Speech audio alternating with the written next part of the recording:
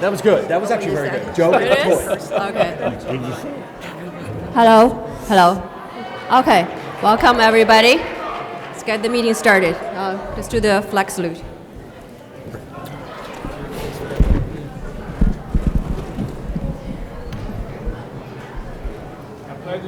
Pledge allegiance to the flag of the United States of America and to the republic for which it stands, one nation, under God, indivisible, with liberty and justice for all. Mr. Toth, roll call please. Yes. President Peng. Here. Mr. Romano. Here. Mr. Shi. Here. Ms. White. Here. Mr. Mohan Patel. Present. Mr. Baral Patel. Here. Mr. Schneider. Here. Mr. Rivera. Present. Mr. Vishal Patel. Here. You have a quorum. Thank you. Opening statement. The New Jersey Open Public Meeting Act was enacted to ensure the right of the public to have the advance notice of and to attend the meeting of public bodies at which any business affecting their interest is discussed or acted upon. In accordance with the provision of this act, the Addison Township Board of Education has caused notice of this meeting to be published by having the date, time, and place thereof posted in the Board of Education Administrative Office. Copies of these notices were sent to the Home News Tribune and the Star Ledger on January 3rd, 2023. The public may participate at regular meetings in accordance with the bylaws and the applicable state regulations. All right, let's get started. Welcome. So today we're going to start with the student recognition. I would say the most rewarding nights for board members because we're here to celebrate the achievement of our very own students. So without further ado, let's have Mr. Tommy White to start the show.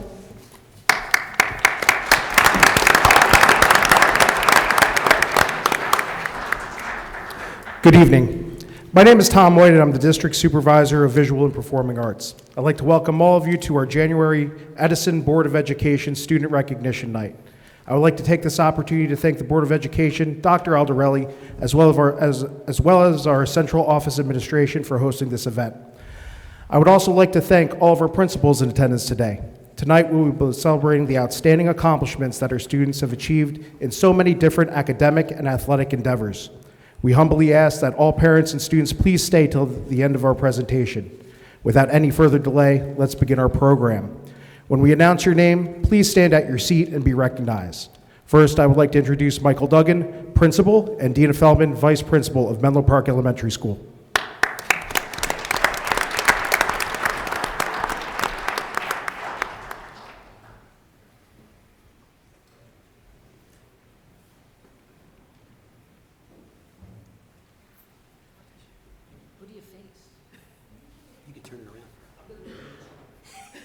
Oh, you want to flip it over? Okay. Good evening. We would like to announce the second place winner of the American Protege International Competition of Romantic Music for piano, ages 5 through 10, at Carnegie Hall, Natalie Shen. Please stand up, Natalie. And at this time, I'd like to call up my colleague, Dr. Valentine, to present her students.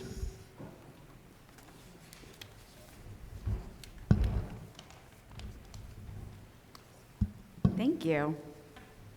Good evening, everyone. Thank you, Dr. Aldarelli and the Board of Education for providing us this wonderful opportunity. It's always a pleasure and an honor to stand here as the principal of John Adams Middle School and recognize the many accomplishments of our school community. Tonight, I have the pleasure of awarding the following students under the advisor and coach Mr. Passaro, who unfortunately could not be here tonight. He's so disappointed he's not here to recognize you, but see him first thing tomorrow morning so he could give you your certificates. Will the following students please stand up? Congratulations to the 2022 Girls Varsity GMC Champions, Annika Jenna, Dia Senthil, Avika Solanki, Sanvi Shah, Suhasi Matalya, Janavi Badavala, Adya Patel. Congratulations.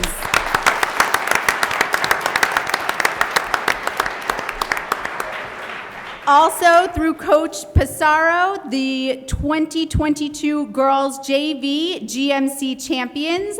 Congratulations to Tanvi, Anika, Sanjana, Nidhi, Trisha, Sonakshi, Jyoti, Samarshita, Ania, Isabel, Sanvi, Leia, Anika, Mia, Nasya, and Valentina. Congratulations. Also being recognized tonight, our FCCLA Fall Leadership Conference under the advisement of Ms. Kramer and Ms. Sego. Congratulations to our first place gold perfect score, What's the Buzz team. Advi, Kushi, and Ria, congratulations. Congratulations to our first place gold Web Connect team, Arab, Soham, and Killen. Congratulations to the first place gold banner team, Hannah, Anmal, Sanya, and Misha. Congratulations. And last but not least, congratulations to our first place silver Apps for Education, Virendra, Aditya, and Raj Ganesh. Congratulations. Congratulations to all of our students for your accomplishments and our advisors. And now I'd like to introduce the principal of Woodrow Wilson Middle School, Mrs. Jennifer Blevins.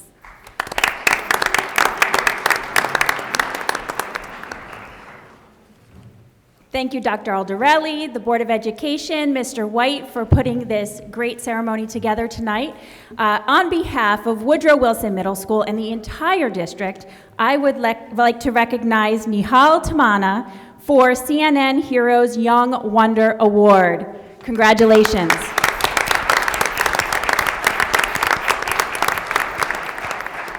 And now it is my honor to introduce Mr. Ross, principal of Edison High School.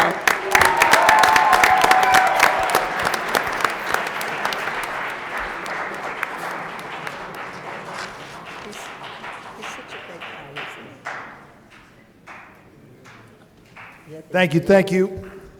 Thank you so much, everybody, for coming out today. Apologize for my back to everybody from the Board of Education, our staff. Thanks to Dr. Aldarelli, our acting superintendent, Ms. Peng, our board president, Mr. Romano, our vice president, all the other members of the Board of Education, and as always, the parents of Edison, all New Jersey here today to celebrate all the great things. Now, this may take a little while because this fall, there's been so much about what's great about Edison High. So I'm going to start off, I'm going to kind of mix up the order a little bit to have a little bit of a good time here today. The FCCLA. Now, I got a bunch of different jackets on today. Mr. Jordan Laird or Ms. Letta wouldn't fit me with one of those nice FCCLA red blazers, but I want to shout out all of my winners from the Fall Leadership Conference. We've got, for the first place gold, Didi Bompali, Aliyah Jaffrey, and Rita Jaffrey. We've got for the gold medal, Doa Afifi, Michael Papa, Nikhil Badlani, Anishka Dubé, Ashlyn Gordon, Matthew Gaspar, Christian Lee, and Alisa Marmol, Genevieve Pigeon, and Stuti Shah.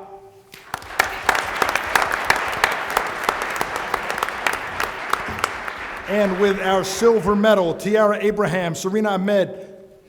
That's you?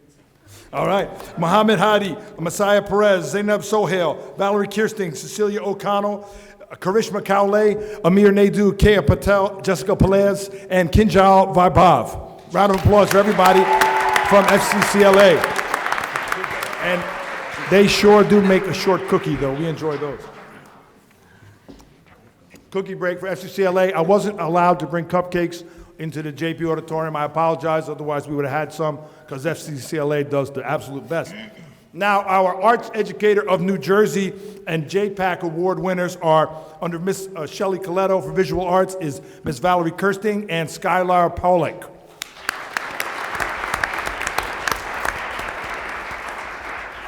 This fall has been a fall where Edison High has had the heart of a champion, and one of our champions from last year and this that we have to shout out is under Coach Leanne Salvatore, our own first team All-State, first team All-GMC team for the Beam our own Haley Zampella going to Northern Illinois. Also from our gymnastics team, all GMC at large, Emily Hariki. From our tennis team, under the direction of the quiet Wes Smith, we have our first team, all red division, Kalia Ravan. And under Coach Kaylin Morelli for girls soccer, we have all red division team, all GMC team. Our goalkeeper, Miss Chelsea Go, she's playing a basketball game today for the Lady Eagles, so she was not able to be here, but she did help the Eagles win by 20 points over Middlesex and come one step closer to winning that white division. Great job, Lady Eagles. And also from red division, she only needs one name, but we'll say them both, all red division, Shraddha Vamori. Moving along to track, we had all division, all red division, under Coach Diane Ferraro, Mr. Paolo Pittenger, all GMC, Victor Osiemo, all GMC champion, first team North 2 Group 4, Akshay Vidul, and all white division, Riley McAvoy, Jessica Lee, and Anika Villanueva.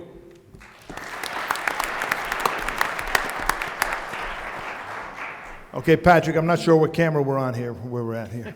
We got them all over. All right, great. We've got here, I'm wearing my band jacket because we had one of the best marching bands, and we've got a great marching band in JP. I see their legendary director here, Mr. Dina Cola. We've got our own Mr. Dina Cola and our marching band that was national champs. So we're going to start shouting out some of the young people that made Central Jersey Music Educator Association All Jersey Honors Band under Mr. Dina Cola and Mr. Chia Pina. Let's shout it out for Hannah Chung, Agassia Chankar, Theodore Higgins Griffith, Douglas Sabosic, Adwaith Ramesh, Vinay Manan, Dev Dalwadi, Jonathan Lee, and Mr. Peter Loeffler, Senior of the Month.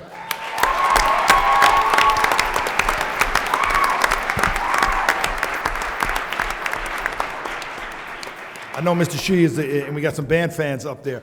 But now, got the opportunity to watch the band start off with their band show the first week of September, all the way through to MetLife Stadium, to greatness, to win the national championships, and by 2 points, which is like winning a basketball game by 20 points, or like how the Eagles beat my Giants on Saturday. So that was how good they beat the competition for the Nationals. So when I call your name, please stand for the marching band. I know it's a lot of people, but if you knew the effort that they put into this, and parents, you've taken them to these places for so long, you know as well. So let's give it up for our Group 4 Open National New Jersey State Champions and NJMDBA Class AAA New Jersey State Champions, and the band for, we said national, so let's go with Emmeline Almanzar, Kyle Avilar, Christian Aman, Sachin Arkat, Adedoyan Adjeni, Odielmi Damola Afeni, Sean Bali, Adarsh Barat, Albert Battle Giladi, Brian Budram, Abigail Bushra, Leah Bushra, Martin Chen, Hannah Chung, Suhani Choksi, Dev Dawaldi, Celine Ecker, Felix Estrella, Brianna Foster, Over Ganesh, Michael Garces, Urkabe Gurma, Adwash Gadfarthi, Akash Gadfarthi, Mayani Gonzalez, Swimit Goswami, Matthew Grayson, Theo Higgins Griffith, Mia Ham, Grace Wang, Elisa Hudson, Javier Jimenez, Amy Jose, Shridiati Kancherla, Raghav Kenduri, Amber Kapadia, Janvi Kapadia, Rahul Kachragada, Akshay Khatri, Jonathan Lee, Fei Hao Lee, Bryn Liu, Ethan Lee, Ryan Lin, Kiana Liu, Aaliyah Lloyd, Peter Loeffler, Dinesh Matsey, Kyle Magnuson, Vincent Mayo, Akash Mitra, Juan Jose Mora Herrera, Kyle Knapp, Gabriela Nareen, Benjamin Odihamo, Hala Parikh, Araya Parisi, Genevieve Pigeon, Colin Pradiv, Sebastian Pridati, Sneha Rajakapalan, Ashik Rajiv, Adwaith Ramesh, Guillermo Ramirez, Edna Ramirez Guerrero, Derek Reyes, Omari Roach, Robert Rodriguez, Remy Roy, Douglas Sabasic, Ria Shah, Sarah Sharif, Emily Suju, Thomas, Janice Stokas, Danica Summer, Edwin Taba, Ashi Tamboli, Tina Thomas, Ramula Tobin Ramirez, Kinjal Vahabi, Owen Villafranca, Sean Williams, Cheyenne Wimberly, Stella Wong, Sylvia Wu, Anika Yadavali, Avinash Yadavali, Yinghui Lee, and Ilan Cooper. Give it up. Yeah.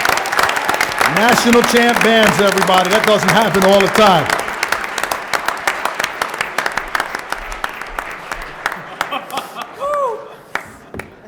All right, next up we have our white division champions in soccer. When they score a goal, they always grab the crest and they give it up like that. So let's give it up for our soccer team. First off, we'll shout out our all-white division, all GMC, was the own Jaden Jackson.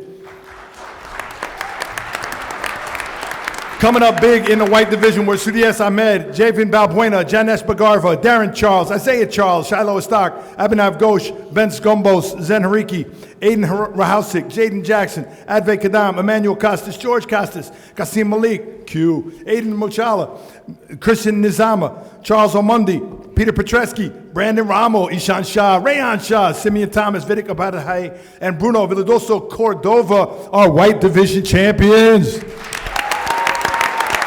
That's under Coach Steve Rubin and Coach Chuck Jamal.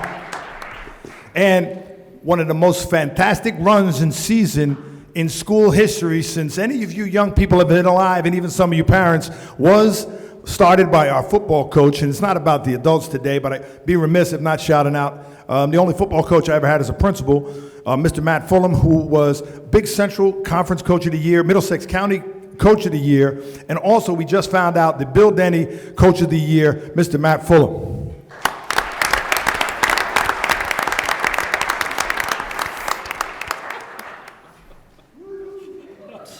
What's that? And now wearing that hoodie, any of the people that got to see this, got to the playoffs as a 6th seed out of 8 teams, beat Hillsborough 10-7 on a kick by our kicker, Selvin Sabio, in the half after a drive by Matt Yasko. Went to North Brunswick. They had beat us about 17 times in a row, it seemed, always in heartbreaking fashion. We're down 14 points with like 3 minutes to go. Scored 2 touchdowns. Because Edison High, and not just the football team, but the band, the soccer, the FCCLA, my gymnasts, my track stars, everybody has the heart of the champion. They said, we're going to go for 2 and win the game.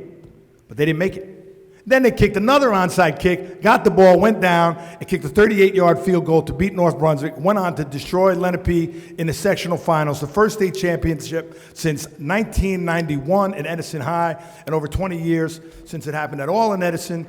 We'll give it up for our first team all-area. Okay, round of applause. Give it up for, first off, let's go to our Central Jersey all-group first team all-area, first team all-conference, first team all-division. Nakir Ito here with us today at Akunle Shatu. And we've got Malcolm Stansbury.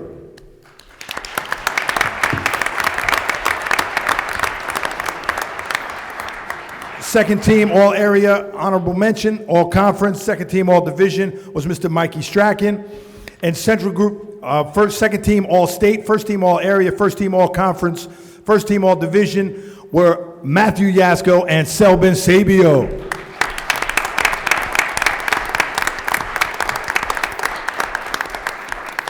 A lot of our players are doubling up different sports, so we're going to go through their names and shout them out because this is a historic accomplishment and one that, like I said, took a lot of heart, but also was a lot of effort that was put in off season. And I appreciate everybody here for all of the efforts you put in to be what's great about Edison High and about Edison in general. Our champions were Malcolm Stansbury, Kevin Smith Jr., Richard Harvey, Selvin Sabio, Matt Yasko, Dave Boyd, Mikey Strachan, Nakir Ito, Torian Rattray, Anthony Agnazi, John Bayo, Anthony Calatoni, Aaron Passapoletti, Jamil Parrott, Aiden Woomer, Hemza Nasser, Anish Bellary, Josh Wright, Remy Andrew Bethia, Diedrich Harvey, Jose Barreto Martinez, Reggie Woodson, Samarth Kalshik, Kier Hayward, Isaiah Rago, Amir Gibbs, Ishan Varaz Fabre, Brock Brunson, Emmanuel Akimbo, Justin Duggan, Adekunle Shatu, Khalik Williams, Zishan Ahmed, Michael Rowdy, Keen Ethan Alcover, Elijah Rago, Landon Cruz, Justin Reed, Gael Luna Saavedra, Ranveer Chauhan, Saidu Kante, Nikhil Ra, Sebastian Vera, Anthony Payano, Justin Boslett, Cyrus Marmo, Jagger Alfaro, Stephen Labrizzi, Kumel Kuntz, Manchad Howery, Matty Bueno, Shriram Saha, Danny James Vergara, Jacob Watkins, Donnie McDaniel, Gavin Bailey, Matthew Pizzimo, Samuel Hightower, Braden Booth, Israel Rodriguez, Dylan Labrizzi, Jermaine Smallwell, and Derek Dudek. Round of applause for everybody.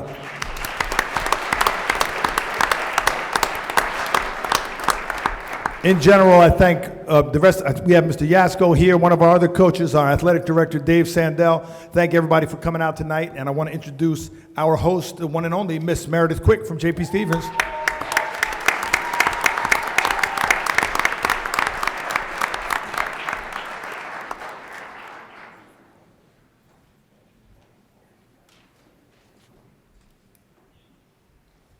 Good evening, everyone, and thank you so much for coming here tonight for our student recognition.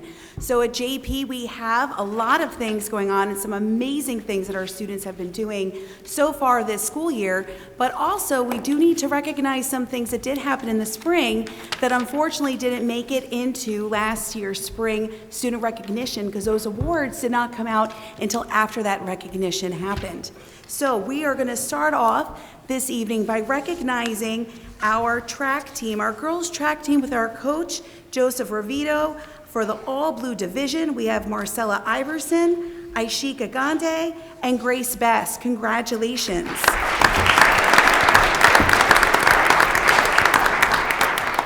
Also, for our boys track team, again, our coach, Joseph Ravito, we also have all-blue division, Shalok Mehta, Pritam Palani, Kaushik Anaparju.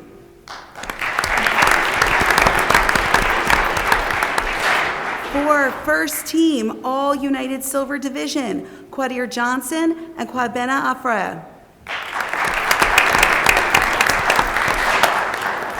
And for our cross-country boys team, we have for our fall sports, we have for Coach Azir, we have our all-red division, we have Pratam Palani, Kaushik Anaparju, Karthik Silvanti.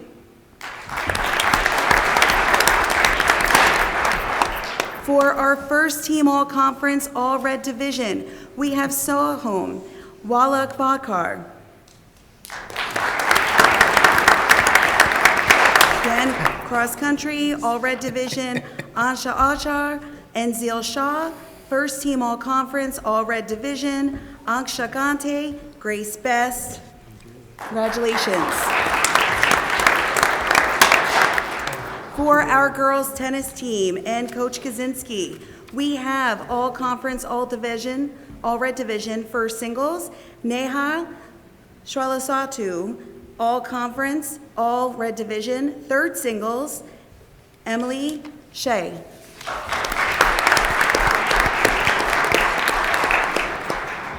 For our girls soccer team and Coach Toporek, we have all-conference, all-red division, Heather Reese. Congratulations. For our boys soccer, all-white division, we have Vihan Salan. Also, again, for boys soccer, all-conference, all-white division, we have Kasin Chen and Anjit Malavarapu. For our girls volleyball team, our coach Anthony White, we have all conference, all red division, Valar Pak.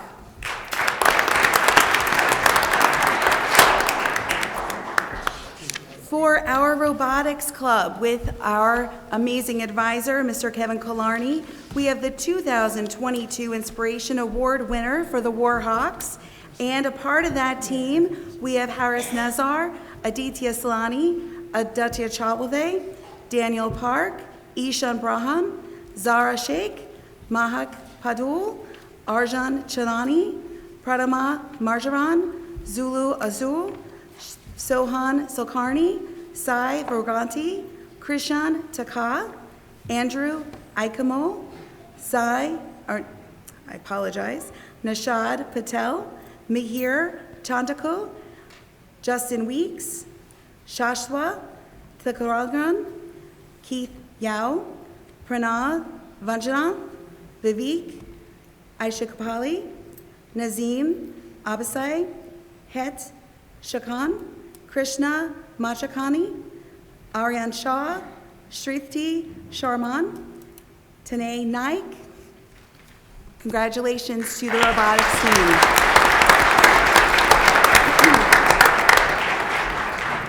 Also this fall, we had the FCCLA Fall Leadership Connection Conference, and our advisors, which are Ms. Nicole DiMattia, Stacy Dworsky, and Liana Olachek.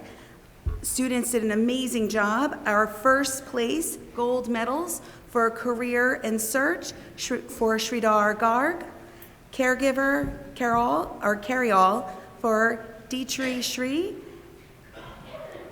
Get Up and Move, Mahek Patel, Ashna Agarwal, and Yashvi Patel.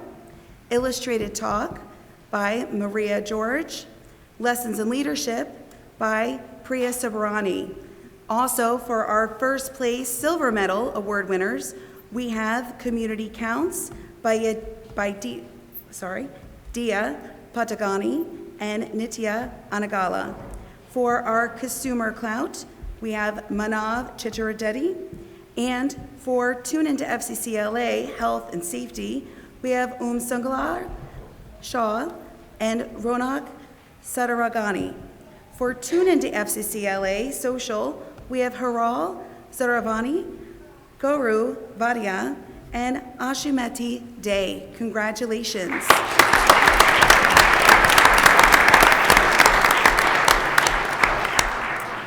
Our Odyssey of the Mind team in the spring, they were a part of the Mid-Gateway Regional Tournament and did amazingly well. So thank you again to our advisor, Mr. Benny Parekadin. And for our first place in the Matrishi Structure team, we have Sohang Se, Anosh Tella, and Divya Tota, Marvin Patel, Vanasha Vameti, Shreya Padaru, and Arshi Garg. Congratulations.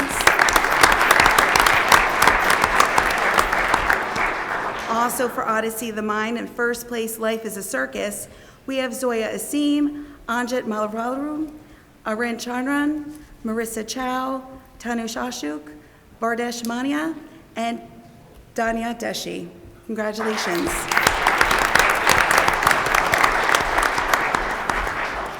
For our Hawkeye, which is our school newspaper publication, they also put in their newspaper for the American Scholarship Press Association Challenge, and they placed second place. So congratulations to our Hawkeye newspaper.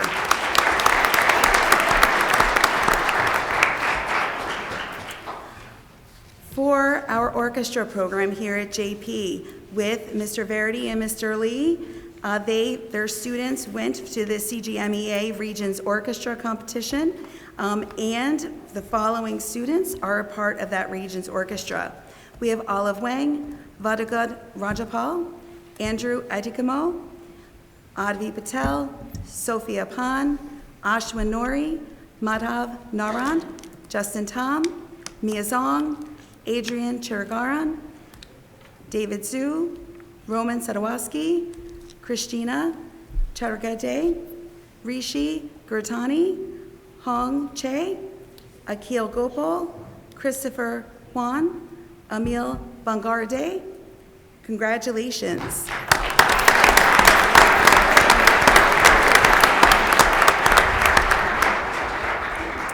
And again, for our orchestra students who qualify for the NAFME All Eastern Orchestra, which is just amazing, we have Justin Tom. Congratulations.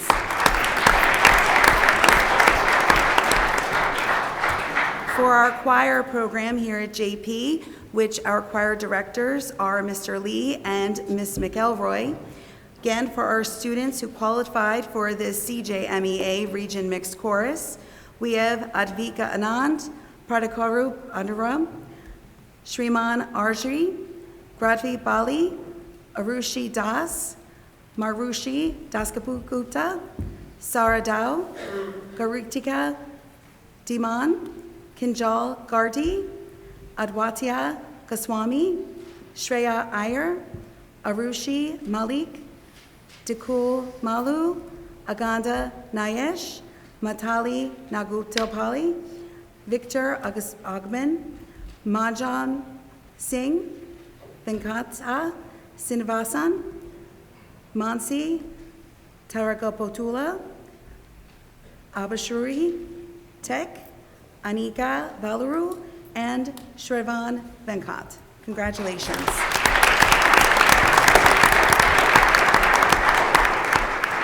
And for the students in our CJMEA Regions Treble Chorus, we have Varsha Agarvor, Srinavan Batabapulu, Riva Dave, Casey Decker, Kushu Dengal, Anianan Gundal, Sophia Han, Sarah Kachi, Neha Kokarni, Adrija Paul, Rama Prasanna, and Srihadi Rajaman. Thank you. Congratulations.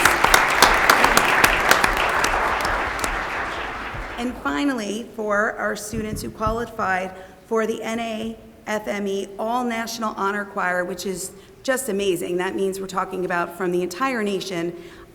We have 3 of our students who qualified, and that is Anish Dharam, Aditya Singla, and Shran Venkat. Congratulations. And also for the NAFME All Eastern Choir, we have Prakotri Akram, Gurikta Naman, and Shravanand Venkat. Congratulations.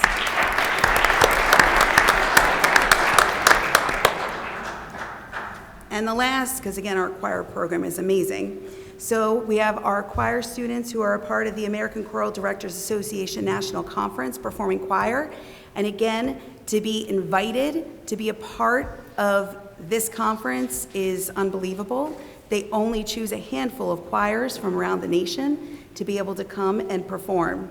So the students that will be going to this performance in Cincinnati in just another month are Gravit Bali, Ronan Chakrabarti, Mantran Dasgupta, Casey Decker, Neha Degala, Sarah Dow, Dhyana Desai, Anish Dharma, Kinjal Gadki, Oshmi Ghosh, Aditya Jaswami, Ananya Gandhi, Savanya Gupta, Sophia Han, Navana Joshi, Krishama Kandaraman, Siddharth Lakhu, Sajana Madrakara, Ayushi Malik, Nikhil Mula, Krish Nambara, Ved Pant, Shridhar Rahul, Shridhana Rajaman, Prahalad Rana, Aditya Singula, Meda Vavuru, Shrahana Venkat, Jesslyn Victor, and Nathaniel Williams. Congratulations.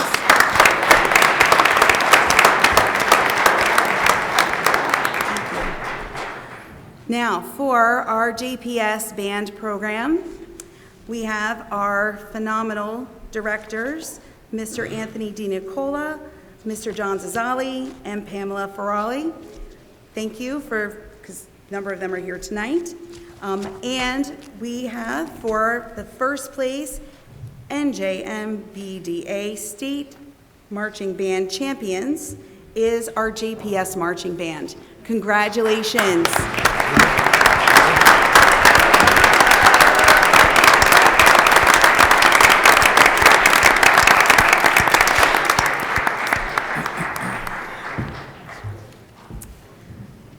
We also have, for our students that are a part of our band program, we have the 2022-23 MENC Eastern Division Band.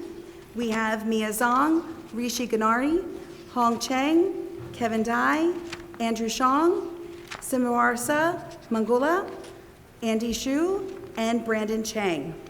Congratulations.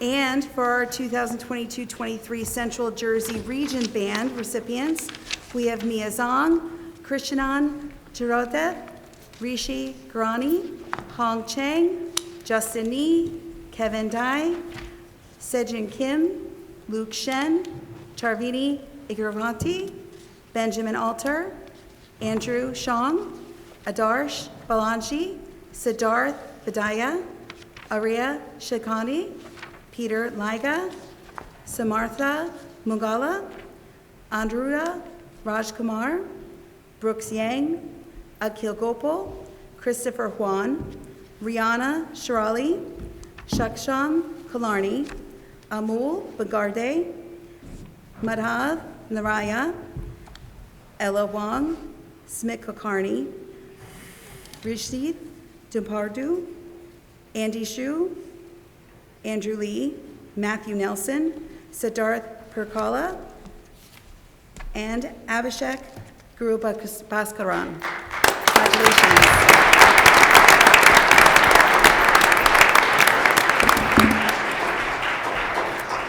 And last but not least, we also have our National Merit semifinalists at JP. We have Sophia Aurora, Mihariki Banerjee, Nishant Bagarvi, Amol Bagarde, Dina Blockman, Shreyas Bola, Ishan Chital, Anish Dharam, Dev Doshi, Kevin Du, Aruda Habata, Kushma Karam, Pravani Kadapali, Ayush Mishra, Tenenak, Krish Namabar, Sophia Pan, Priya Patel, Krishi Swaran, Raja Kumar, Krish Reddy, Jajola Sareddy, Aditi Santoth, Nishka Solakarshi, and Girish Subarani. Congratulations.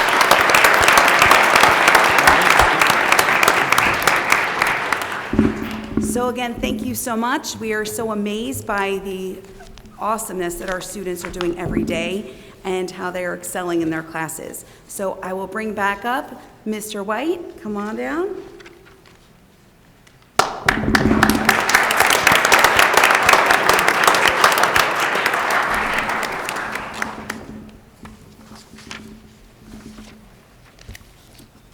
Thank you, Ms. Quick. This concludes our recognition night ceremony. Congratulations to all our students and staff members for their outstanding achievements. Thank you and good night.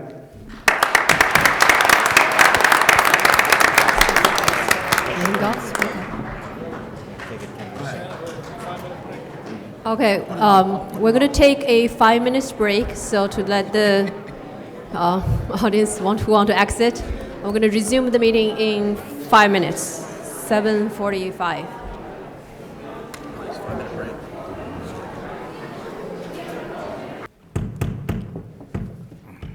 All right, let's resume the meeting. We're going to go to resolution for student recognition. Motion? Second. Okay. All in favor? Aye. Aye. Okay. All right. Next, we're gonna have public comment resolutions only. See no. Okay. Next, we're gonna move to motion to approve the personnel report. Do I have a motion? Motion? Motion. Roll call. Roll call, please. Yes. Mr. Vishal Patel. Yes. Mr. Rivera. Yes. Mr. Baral Patel. Yes. Mr. Schneider. Yes. Mr. Mohan Patel. Yes. Ms. White. Yes. Mr. Shi. Yes. Mr. Romano. Yes. President Peng. Yes. Motion carries. Dr. Adderelli, you want to introduce our new hires? Yeah, thank you very much. Ladies and gentlemen, there's 3 individuals that I would like to introduce this evening right now. We have, first of all, the candidate that was approved for the vice principal of the J.P. Stevens High School, Ms. Faye Wachowski. If she would mind stand, round of applause.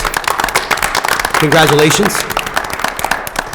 And we also have 2 candidates that are going to be filling our transportation positions here. We have our transportation supervisor, Mr. Doug Gillian, and our assistant transportation supervisor, Ms. Dawn Welches. Congratulations to the candidates. We are looking forward to working with all 3 of you right now, and congratulations on joining the Edison Township team. Thank you. Thank you. Welcome. Next, we're going to move to motion to approve administration, curriculum, instruction, pupil special service reports. Motion? Second. Roll call, please. Mr. Vishal Patel. Yes. Mr. Rivera. Yes. Mr. Baral Patel. Yes. Mr. Schneider. This is the administration resolution, correct? Yes. I will abstain on the RFP for the superintendent search consulting firm. Otherwise, yes on everything else. Noted. Mr. Mohan Patel. Yes. Ms. White. Yes. Mr. Shi. Yes. Mr. Romano. Yes. President Peng. Yes. Motion carries. Next, approval of the finance reports. We have a motion. Motion. Second? Roll call, please. Mr. Vishal Patel. Abstain. No, you have just the, Okay, sorry, yes. just the meeting minutes. Just the meeting minutes. Mr. Rivera. Yes. Mr. Baral Patel. Yes. Mr. Schneider. Yes. Mr. Mohan Patel. Yes. Ms. White. Yes. Mr. Shi. Yes. Mr. Romano. Yes. President Pang. Yes. Motion carries. Sure. Dr. Adarai, please. Great, thank you. Before we move on to our committee reports, there was a resolution that we did pass this evening honoring the individuals that are sitting to my right and left-hand side, the dedicated group of volunteers that support not only the students here in Edison Township, but our parents and our staff members and the community at large. It's my pleasure to work alongside all of you, and I thank you so much for all that you do each and every day for the members of our community. Your participation in our children's education are the reason why our school and all of our schools have such an outstanding reputation. So I thank you so much for the work that you do, and this resolution is just a small token of our appreciation for everything that all of our Board of Education members do. So a round of applause for all of you. Thank you. Thank you for that, and thank you for the water bottle. Thank you, Dr. Adirali. Moving on, we have committee reports. Athletic Committee, Mr. Vishal Patel.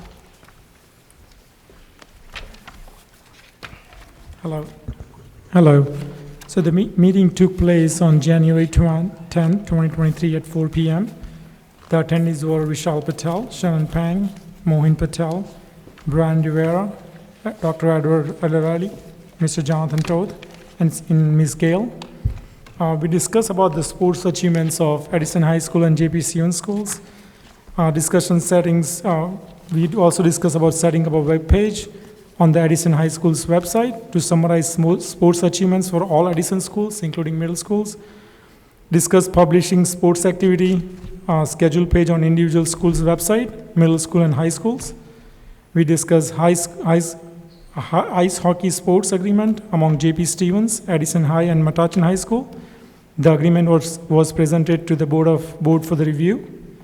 We discussed lacrosse sports agreement among J.P. Stevens, Edison High, and Metuchen High School. The agreement requires further discussion and review. Discuss having inter-middle school competition between Edison middle schools for boys and girls volleyball. We also discussed about starting a cricket as an intramural sports in Edison High School next year, starting 2023. Next steps, moving forward, by the end of February, the superintendent and his administrative team are going to update the website to highlight and celebrate middle and high school sporting events and achievements. Further, they will also look to establish mechanism that provides updates, perhaps weekly, monthly, or quarterly, to the community to ensure that they are apprised of the events and achievements within all of our sports programs. The committee also asked the superintendent to ensure that sporting activities and events are updated on the website of the respective schools. The information will be accurately posted by mid-February. The administration will also explore possibilities to expand the middle school volleyball opportunities. Currently, middle school has volleyball as a part of intramural program.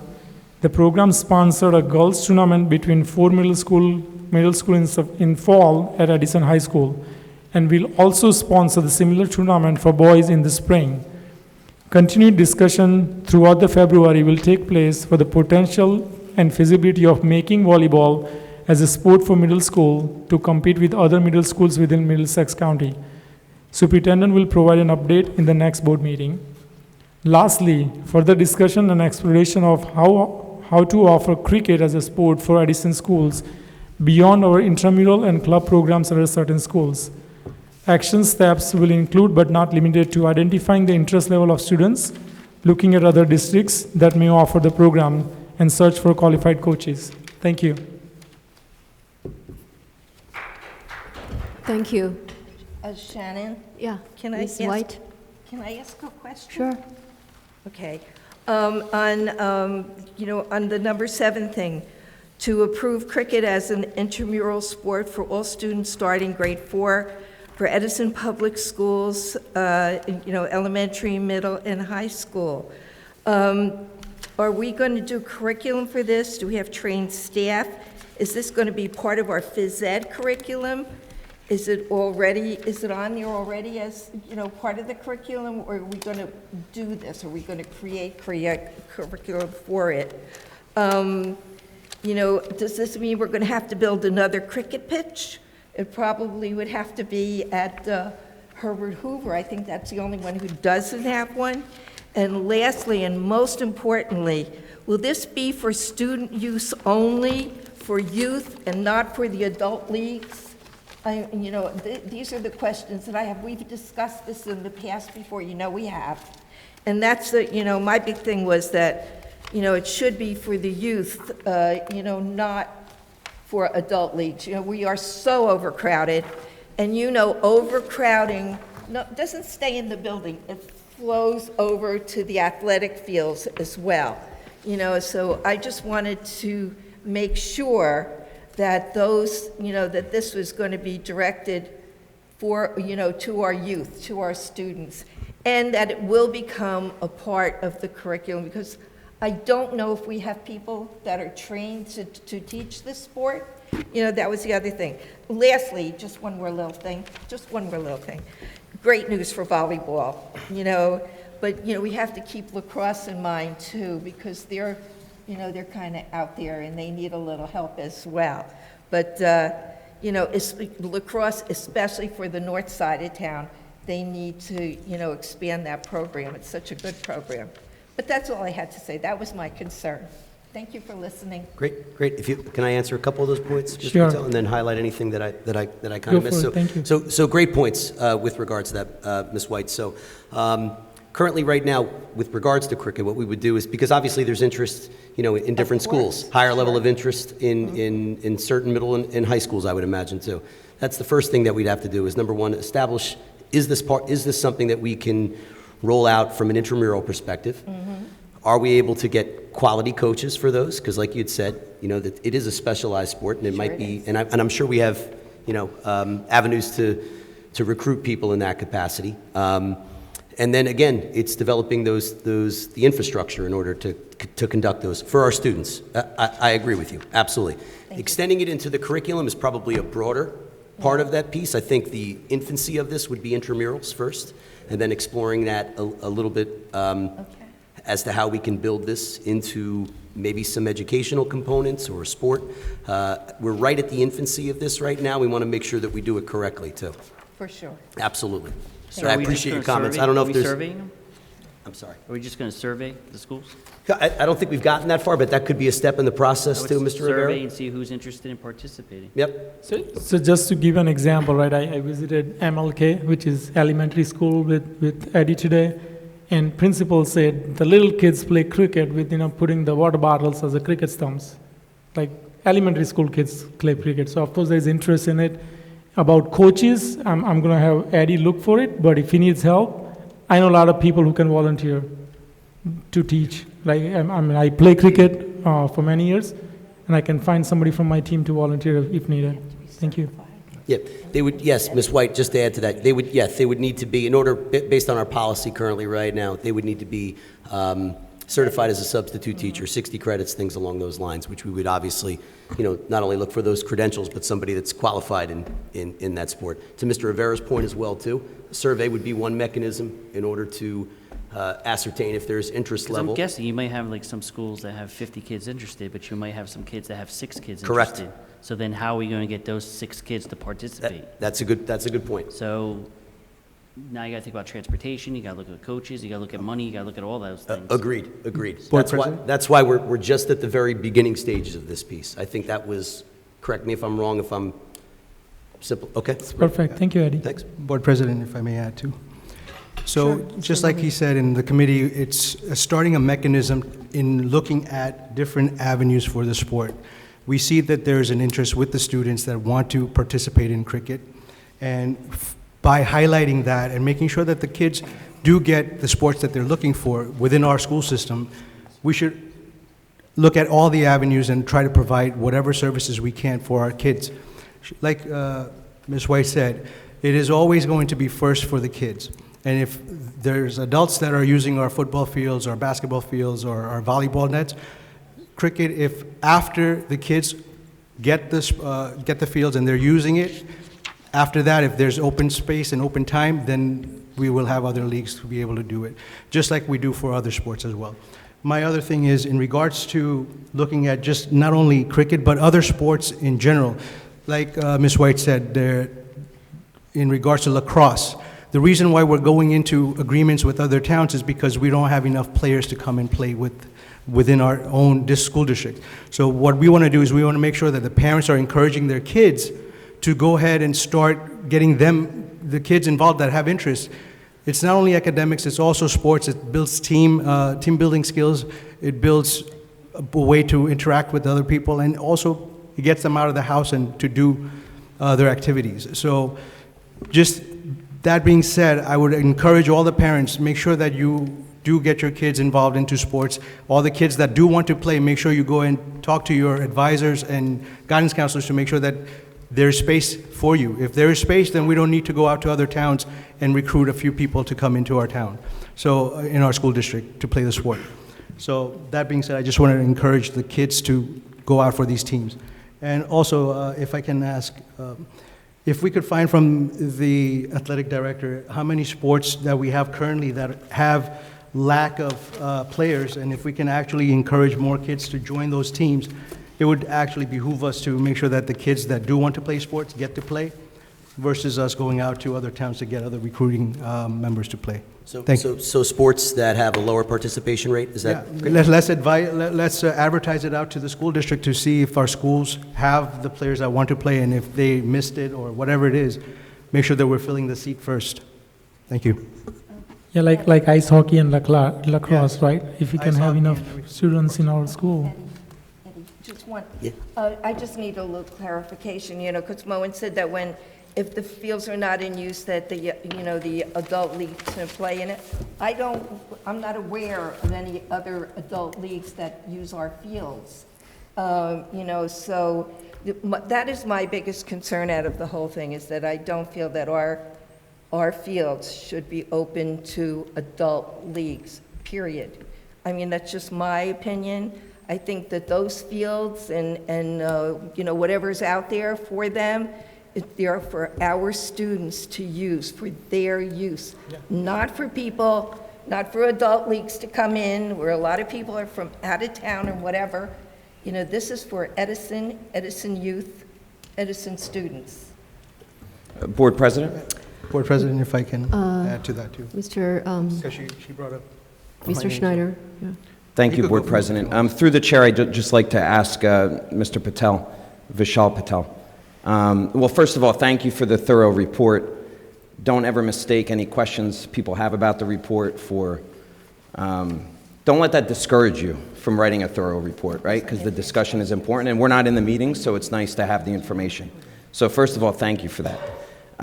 Clarification on point 4, which is your last paragraph. It says, lastly, further discussion and exploration of how to offer cricket as a sport for Edison schools beyond our intramural and club programs at certain schools. What exactly, just if you don't mind, through the chair, I'm asking Mr. Patel to clarify that. So I think the purpose is, of course, let's say Edison schools have interest, but to make it, we are thinking futuristically. Start with the club, start as an intramural, and then put it as a sport. To put it as a sport, Edison school teams has to play with other school team. So not only we have to do some research for the Edison schools, but also have to do the similar thing for Middlesex County schools. Same applies to the volleyball, right? Even though, let's say, we have 4 middle school, which each school has a team, volleyball team, but then to make it as a sport, we have to find other schools in the district who are already doing it in the middle school. Fair enough, thank you. And I guess question for Dr. Aldarelli. Currently, in our curriculum, or in general terms, or in specific terms, students right now don't play on any of the cricket pitches, correct? It's not in the curriculum. It's not in the curriculum, correct. It's not in the curriculum. There's no clubs, there's no intramurals, there's no organized activities via the Edison Public Schools at all right now? Not for that I'm cricket? aware of. There may be something at Woodrow Wilson, but I don't want to classify So that. let me correct. So Menlo Park Elementary School does have a cricket club, but it's at a club level. It's not intramural sport. It's just a club. So that was an approved club at the elementary school? Maybe part just of Martin Luther King. co-curriculars. Yeah. It could be Menlo and it could be Woodrow Wilson, but I don't want to misspeak, so I'd have to go back and look at those co-curricular and clubs. Thank you. Yeah, I mean, I know this because my son used to be in elementary school and he used to play. That's how I know. So I don't know how it was approved, but I know there was a club a couple of years back. Mr. Patel, do you know if there's currently a club? No, I don't know that right now. Okay. This is 3 years ago. Thank you. Mr. Mohin Patel, No, you still have comments? it's fine. We just discussed it already. So the key is above and beyond, the kids should have an access to play the sports that they're interested in. So if cricket is one of the sports that a lot of the students are getting interested in, it's our job as board members to make sure that they get what they need to make sure they excel in what they want.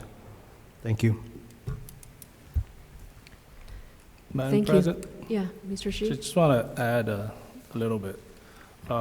We did have surveys for the cricket interest in the past. The interest very, very high. And if you look at some of the traditional sports that's been played, throughout the years, the interest has been dying down. So we try to look for something that the community has more interest into, and cricket is one of the choices. As far as curriculum and whatever goes, we had many discussions in the past, way before the COVID. We had people from Cricket USA that came to the school district, multiple discussions with different committees. We try to expand the sports. Some of the PE classes are, some of the teachers are teaching cricket in the PE class, and the try to make it, provide the kids with that opportunity so they can go out and play for some sports they like. We have had competitions between J.P. Stevens and Edison High before, and we had competitions between elementary school before in the behind JMI. So it's nothing new. This is something that the previous board tried to promote, and of course, when we promote the sports, the students always come to first. Thank you. Thank you, Mr. Shi. Yeah, I do want to reiterate that to Ms. White's point. I think our students always have the highest priority in terms of using the fields or any other facilities in our school district. I'm not sure cricket, I think there might be other adult league using our facilities, but either way, if our kids are playing, no other adults league can use our fields. That's for sure. We got to make sure that that's the case here. And I believe it is. Madam President? Yeah, Mr. Can Shi? I add just one little thing? Sure. A lot of times, our kids play with adults. They're in their league. They're playing on the weekends. So, hope that we have enough kids to play, so we'll have our own leagues. But right now, I know for a fact we have several high school kids who are playing with the adults. And I think if I remember correctly, we have 2 kids who is on the youth Cricket USA team from Edison. So I don't know where they are, but they were before. Thank you. Thank you, Mr. Shi. Mr. Romano, any comments? I do have a question. I think I have to go to the attorney. If there's people playing on Edison Public School property, and not necessarily the students, but as was just mentioned, adults, and someone gets hurt,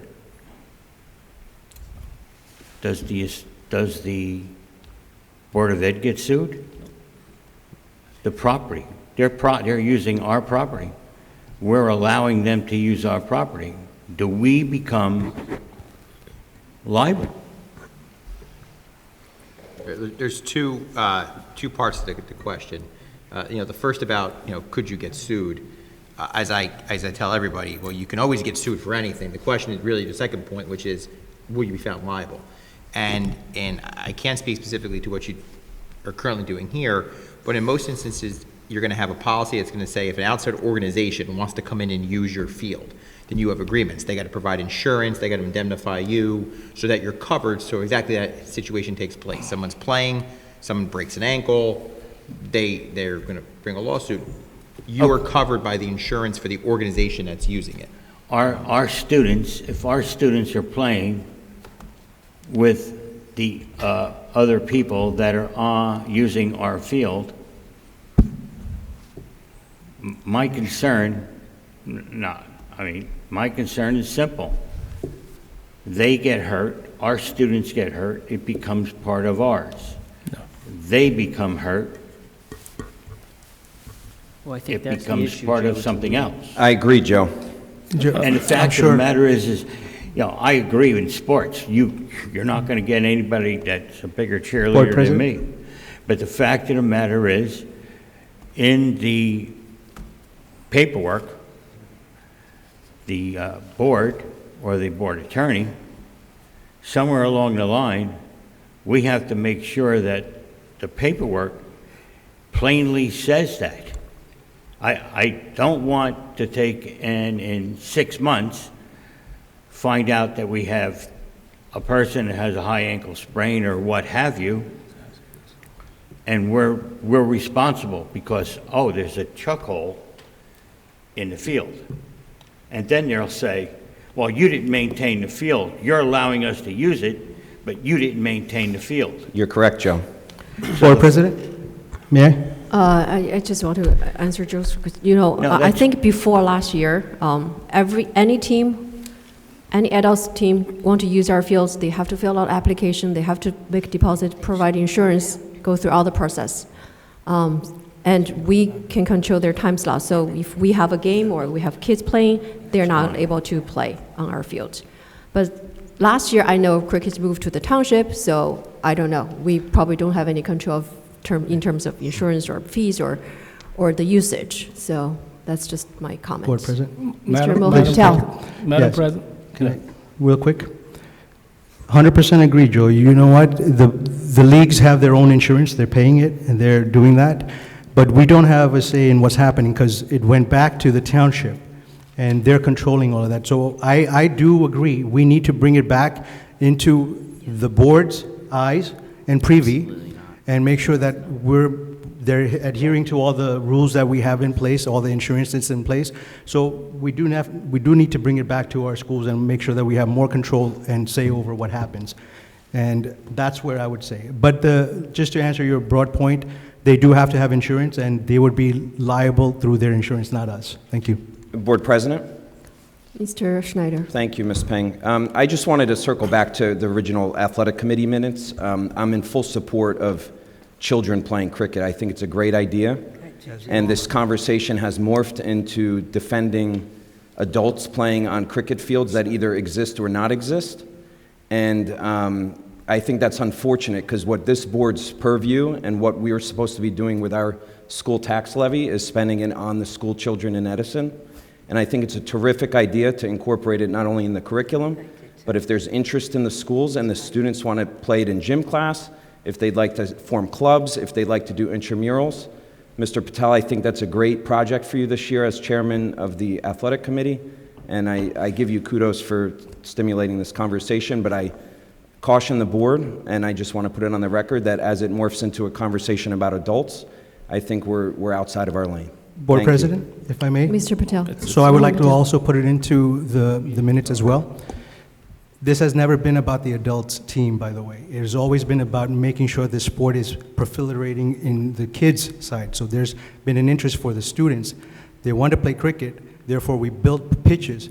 The township was using our pitches, therefore we said, you know what, bring it back so we have more control. So it's not about the adults.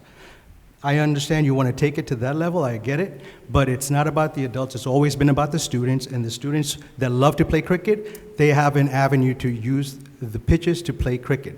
always first priority is students. That's always been the case.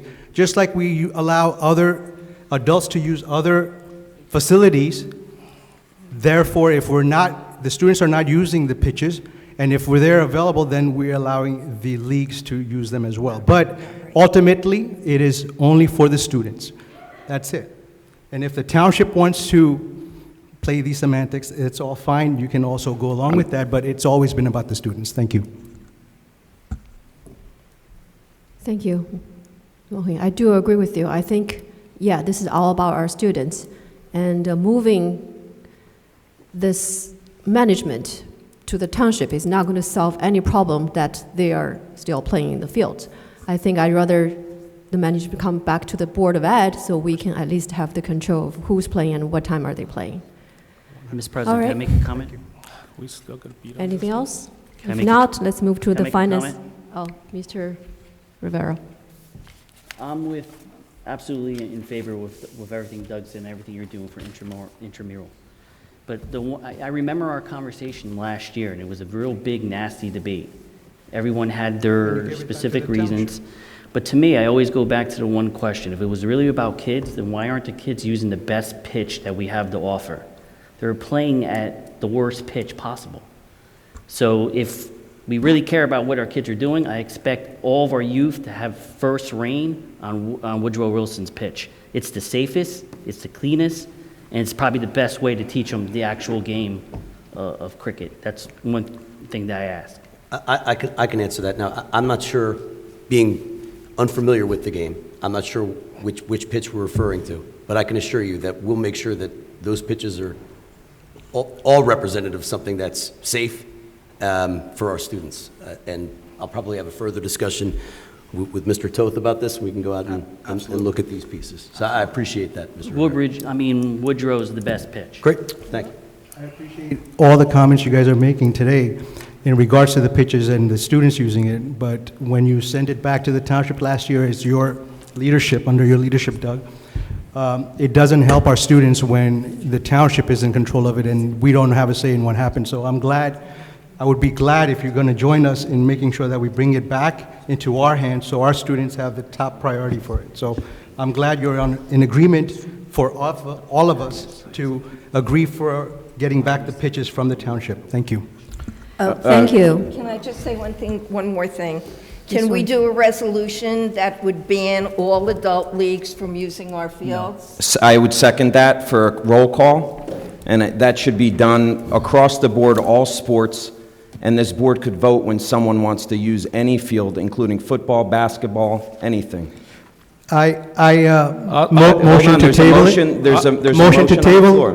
Motion to table? I second the motion to table it because we need more discussions and broadband ban any adult sports. Let's you. be very, very clear. I don't want to talk more about the cricket because I have a 3-page finance resolution. We're going to talk, finance committee will talk about expansions. And we spend half an hour on cricket, okay? So, let's just stop that, okay? And if we want to pass a resolution, let's discuss it. And I remember, Doug, you said you don't want people to bring resolution right at the meeting, okay? So I'm going to second the motion. Did I bring it up? Excuse me, you brought it up. No, I didn't. Motion. I seconded it. You said- okay. Ms. That's White fine. made the motion. So you So should there's a second- motion on the table to. There's a motion on the table to table the And there's resolution second because we need more and that takes discussion. precedent, just like what you did last time. Board President? The Board motion. Board President, can we have a roll call in regards to motioning the table? The motion to table has higher precedence than the motion to move forward. So can I have a roll call to Board Table. President, can you do a roll call Table that to motion. table the motion? Board President? Roll call, please, to table the motion. Okay, I have the original motion was by, Mrs. White. Mrs. White? no, I'm sorry, this is for, The To tabling of the table motion. the motion, because table the motion was by take Mr. precedence. Mr. Sheehan, second by Mo Patel. Roll call, please. yes. Mr. Vishal Patel, Yes, table the motion. Need more discussion. Thank you. Mr. Rivera, No. Mr. Baral Patel, Yes, President Peng, Yeah. If we can please discuss this next month in the closed session in detail, not in the athletic committee, but cricket part of everything at detail, so the current board members are all on the same page with everything, so Totally everyone. agree. Totally agree. I remember last board Just leadership. just make it a discussion Okay, next go month. ahead. Mr. Schneider? No. Mr. Mohan Patel? Yes to table. Ms. White? I'm going to say no. Mr. Shi? Yes to table. Mr. Amano? Yes to table. President Peng? Yes to table. Motion carries. Thank you. Next, finance report. Mr. Shi, please. I apologize. This, finance report is going to be very long because we have not had any update on the expansions. So I apologize ahead of time. We haven't had any update for 7-8 months. So the Finance Facility Committee had a meeting on January 18th at 4 p.m. in S Center. In attendance, myself, Mohan Patel, Joe Romano, Vishal Patel remotely, Dr. Ardarelli, and Jonathan Toth. And from the architects, we have Pradeep Kapoor with his team, and USA architect Pete Capisano with his team. So the first is the project updates, and this is something that a lot of people want to know what's going on in the past 7-8 months. So DMR. As you know, we have two architects. DMR does some of the designs, and USA that does some of it. So Herbert Hoover and TJ submitted to NJDOE last year. Approval is expected in the spring of 2023. Bid will be in late spring or early summer. Work can start in summer, expected completion in about a year. Herbert Hoover expansion is pretty straightforward. It's just a gym. So the estimate is about $5.2 to $5.6 million. The TJ expansion submitted to NJDOE at the same time, a similar time at Herbert Hoover. The TJ Gym office suite expansion is estimated at $8.2 to $8.7 million. Additional work outside expansion, such as bathroom renovation, stage lighting, because we could put a stage there. Courtyards pavings, existing door replacement is around another $750K. JP expansion will be submitted this month.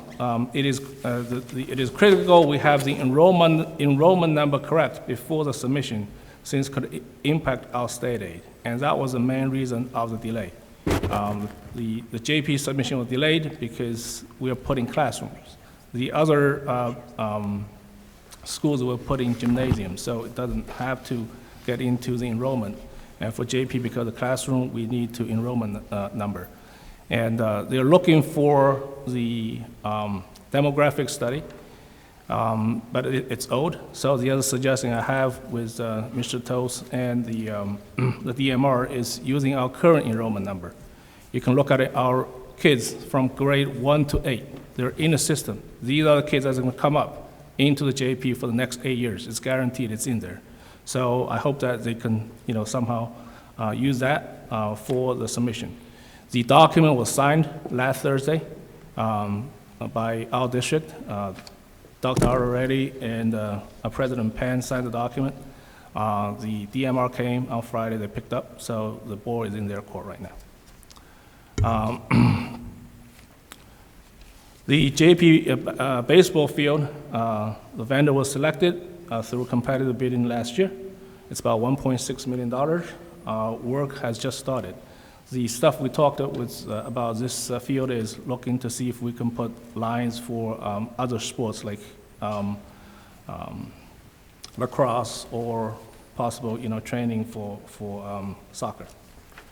USA Architect, long-range facility plan. USA is working with the district to update the long-range facility plan on the NJDOE site.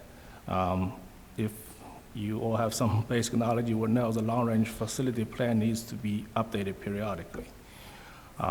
USA is handling out our HVAC upgrades for the Edison High and JP cafeteria and Edison auditorium. They have already have fully completed, and it's operational. They're still holding about $100K payment for closeout activities. All project will be completed very soon. The roof upgrades for JP and Edison High, contract awarded in September 2022 for about $1.95 million. Materials have been secured and ready to be loaded on top of the buildings. The roof project should start soon if they have already started. We don't anticipate any issues with the roofing project. Lincoln School, given the delays with the equipment and everything, there was a revised completion date of February 2023. But there's more delay due to the delay of arriving of the basketball equipment. We are not going to install the floors because if you do it, it might destroy the floor. So we're waiting for the basketball equipment to arrive. So it's delayed probably by another 6 weeks. Anticipate is about 6 weeks. The original bid of Lincoln School is $8.85 million. Change order have amounted to 6.8%, and additional 1.6%, mostly dealing with unforeseen removal of asbestos, has been added to this project.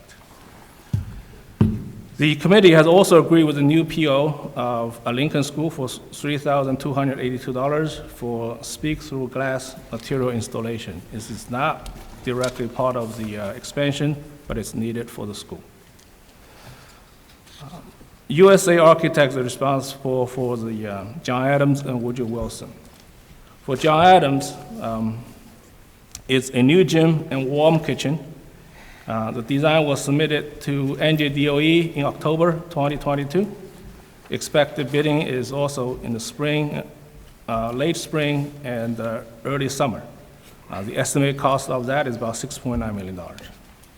Woodrow Wilson, new gym design submitted to NJDOE in October 2022. Same time for expected bidding is late spring to early summer. The estimated cost is $4.4 million.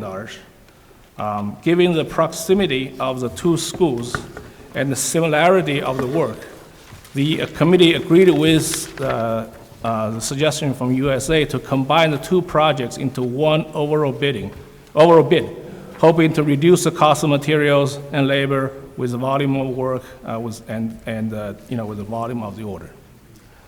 John Adams classrooms, it's not in the original phase. The concept of developing 6 full-size classrooms, small group classrooms, was submitted to the district in the fall of 2022. We asked them, we figured that 6 classrooms might be a little bit small. Since you're doing this expansion, how much would be to add a couple extra classrooms? So the answer was about $500K for 2 classrooms. JMI, again, not in the very original phase, phase 1. USA was asked to develop the concept, develop 9 full-size bathrooms, about 800 square foot per classroom, 2 large flex rooms of more than 1,000 square foot, small group rooms, and a full-size gym with stage and supporting rooms, like bathrooms and stuff like that. These 2 concepts were reviewed with former administration, and schematic drawings could be used for NJDOE submission, were provided to the district in November 2022. The committee has asked both architects to prepare presentation to the whole board and public at the February BOE meeting, so the presentation is coming. Then the other thing is the ESIP. As Bureau has mentioned before, the ESIP is something we're going to provide in some upgrades to the schools with what you call not the additional increase on the budget, the budget neutral. So the bid was delayed due to the procedures by BPU for the rebates. There's an update on from the BPU on the rebates. Financial advisor and DCO will come to the committee in February to present the new information. The committee also asked the financial advisor to present the funding details of the expansion project at the next committee meeting. Project planning for 2023 and 2024.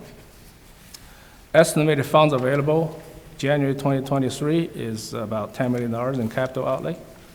Estimated funds available via the new 2024 budget in July 2023 is about $20 million. No, it's a typo, I think it's $10 million. Is it $10 million? And capital outlay, July is about, capital outlay at July 2023 is $25 million. It is $20 million, I'm sorry, yes, it's 10 plus the other 10. Expansion project bid order will be based on funding availability, so the money we have and how much we can go out and fund. This is important for the financial advisor to come and present to the committee. And if they're ready, we'll probably also ask them to present to the public as well.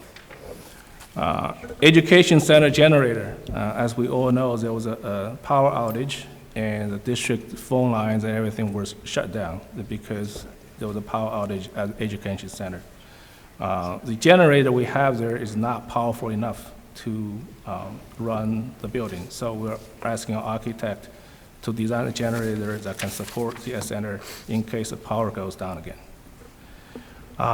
The thing that we have heard from parents is a lot of students, they don't go to bathrooms. There was hold.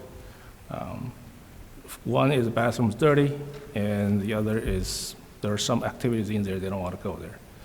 But so we have asked our facility managers to perform an inventory of the bathrooms and water fountains that will need to be renovated. And students, they bring big water bottles to the school, and it's added to their weight. So we're trying to see if we can replace the water fountains. The committee will review the numbers and the cost at the next meeting. The hope is to start from high school to replace all the bathrooms.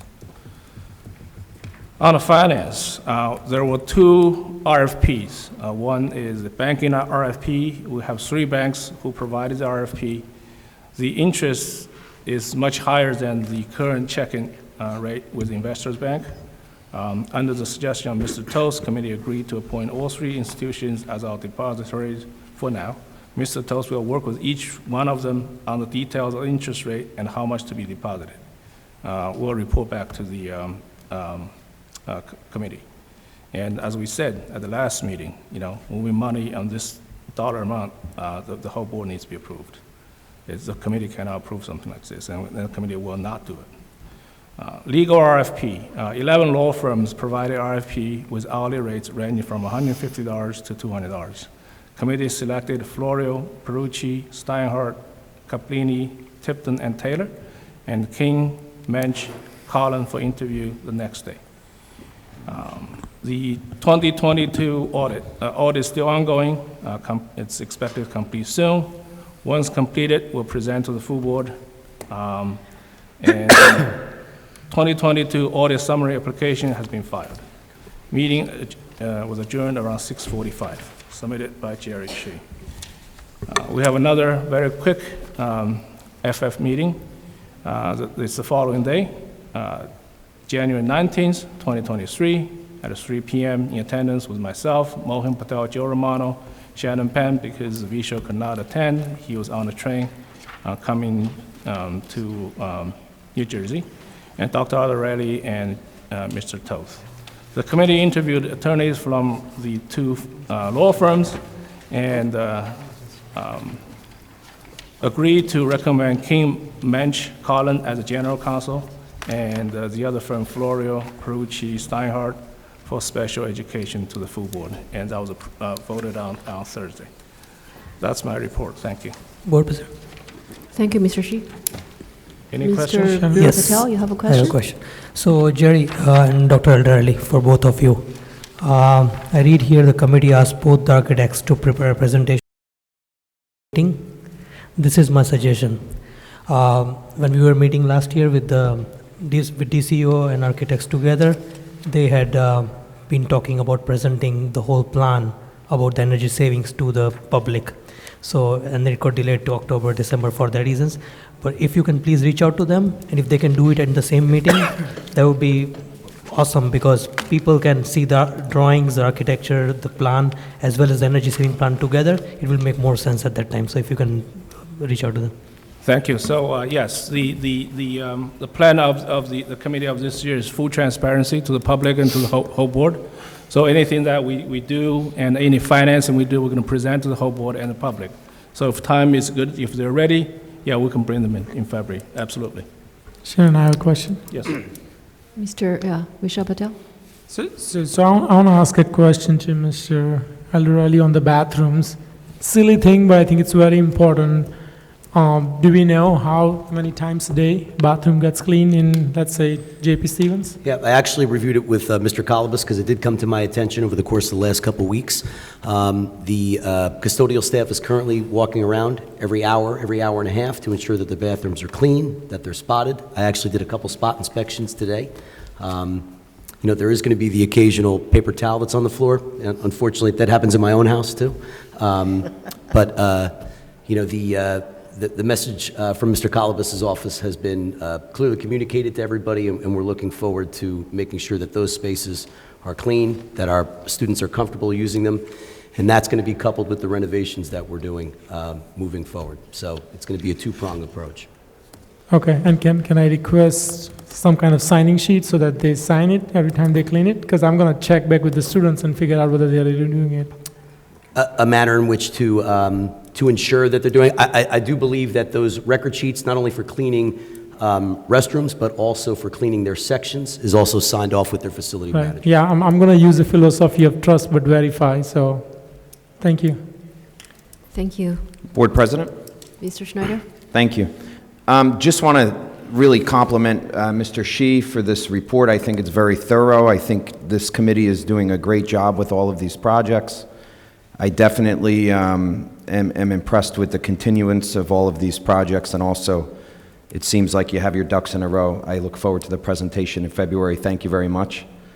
My only question on this is estimated funds available in January 2023. It says $10 million capital outlay. Mr. Toth, Sure. Is that cash on hand? I thought we had a lot more money than that, cash on hand? So cash on hand, right now, in your capital reserve, you have about estimated between $25 to $27 million. You have $10 million available as of January as well, so that's 35, and then available come the 1st of July will be another 20 or so million if we so budget to the capital outlay, that amount. So was this, you have to refresh my memory, maybe Sure. Mr. Sheeb might know how to answer it, but the $10 million, we budgeted for that to be for capital projects, or is this additional money that we have now? The $10 million as part of your current budget, your fiscal year 23, so you're in your Fund 12 as your capital outlay, there was $20 million budgeted. There's a little over $10 million there available right now. This is in addition to whatever funds have to go over for the health reserve and everything else? Correct. These are funds that are available right now. You funded the health reserve for the IBNR component of that up to $3.3 million. I believe that was through, you did that prior to the end of June 30th. So there's also a portion of the health reserve for the claims corridor. That estimate can be as high as up to $8 million that could be deposited. It doesn't have to be, but could be. I think you passed a resolution to fund up to $9 million, so the resolution covers you. But prior to making any deposit into that, we need to be able to confirm the number available through the audit that's ongoing right now. Got it. All right. Again, kudos to this committee. I think it's great. Thank you. Thank you. Next, we have a library board committee report. Mr. Romano? Yes. Not committee leader. Okay, yeah, okay. On February 10th, we had a library meeting. I was confused at best. You see, the library board has trustees. I was appointed by the superintendent of schools And the council appoints a council person. Well, the council person that was appointed was Joyce Ship Freeman. I didn't have any problem. So you had the presidency voted, and Patricia Massey was voted president. Lisa Kraus, I know I'm saying their names wrong, vice president. Treasurer was Sue Carson O'Neill, and Fiona Mead was secretary. And we discussed the auditor. And there shouldn't have been any problem. It was the auditor was going to charge for 2023 $10,900. And then the library accountant, they were charging $1,000 a month. And then the library attorney, we voted to table him because a board member, or a trustee, excuse me, asked a question, and he actually avoided the question 3 times. So we voted to table him. I ran into a problem. The next meeting was scheduled the same day as a board meeting here, which is okay. But I found out that the council changed Joyce Ship Freeman and put Margot Harris on. Okay. But I couldn't be there. So whatever happened at that meeting, I cannot report on. But I can report on the meeting that I was at.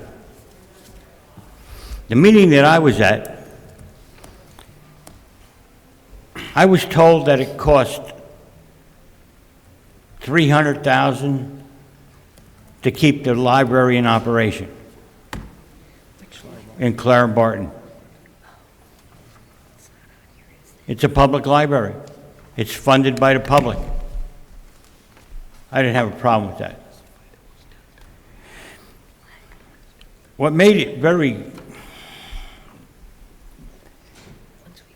they put wording in a press conference that the superintendent of schools and Mr. Toth, Mr. Toohey, I actually asked them, I called them up, I talked to them, and they said, the Board of Ed never gave any information about our students. Nothing. Our board members that were invited never gave any information as to the students' names, the students' ID numbers, nothing.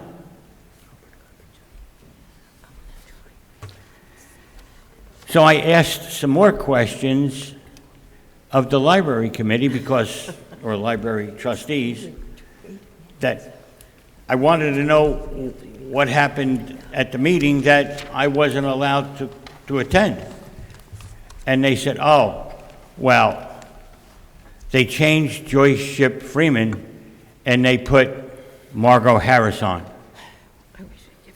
Well, I wasn't allowed to be there. But the discussion in closed session, see, I know this is a long drawn-out story, and I apologize, but there's a reason. The long drawn-out story is that the board attorney in closed session said the reason that they're having so much difficulty with this property is that the property is in receivership. In other words, the property that the township wanted to move the library into, the property is in receivership. Now, I don't know, I hear those fancy words. I'm going to have to talk to attorneys about that. But that's okay. So they made another meeting. They made another meeting at the First Aid Squad on Amboy Road. The public got there. The public voiced their opinion and their displeasure.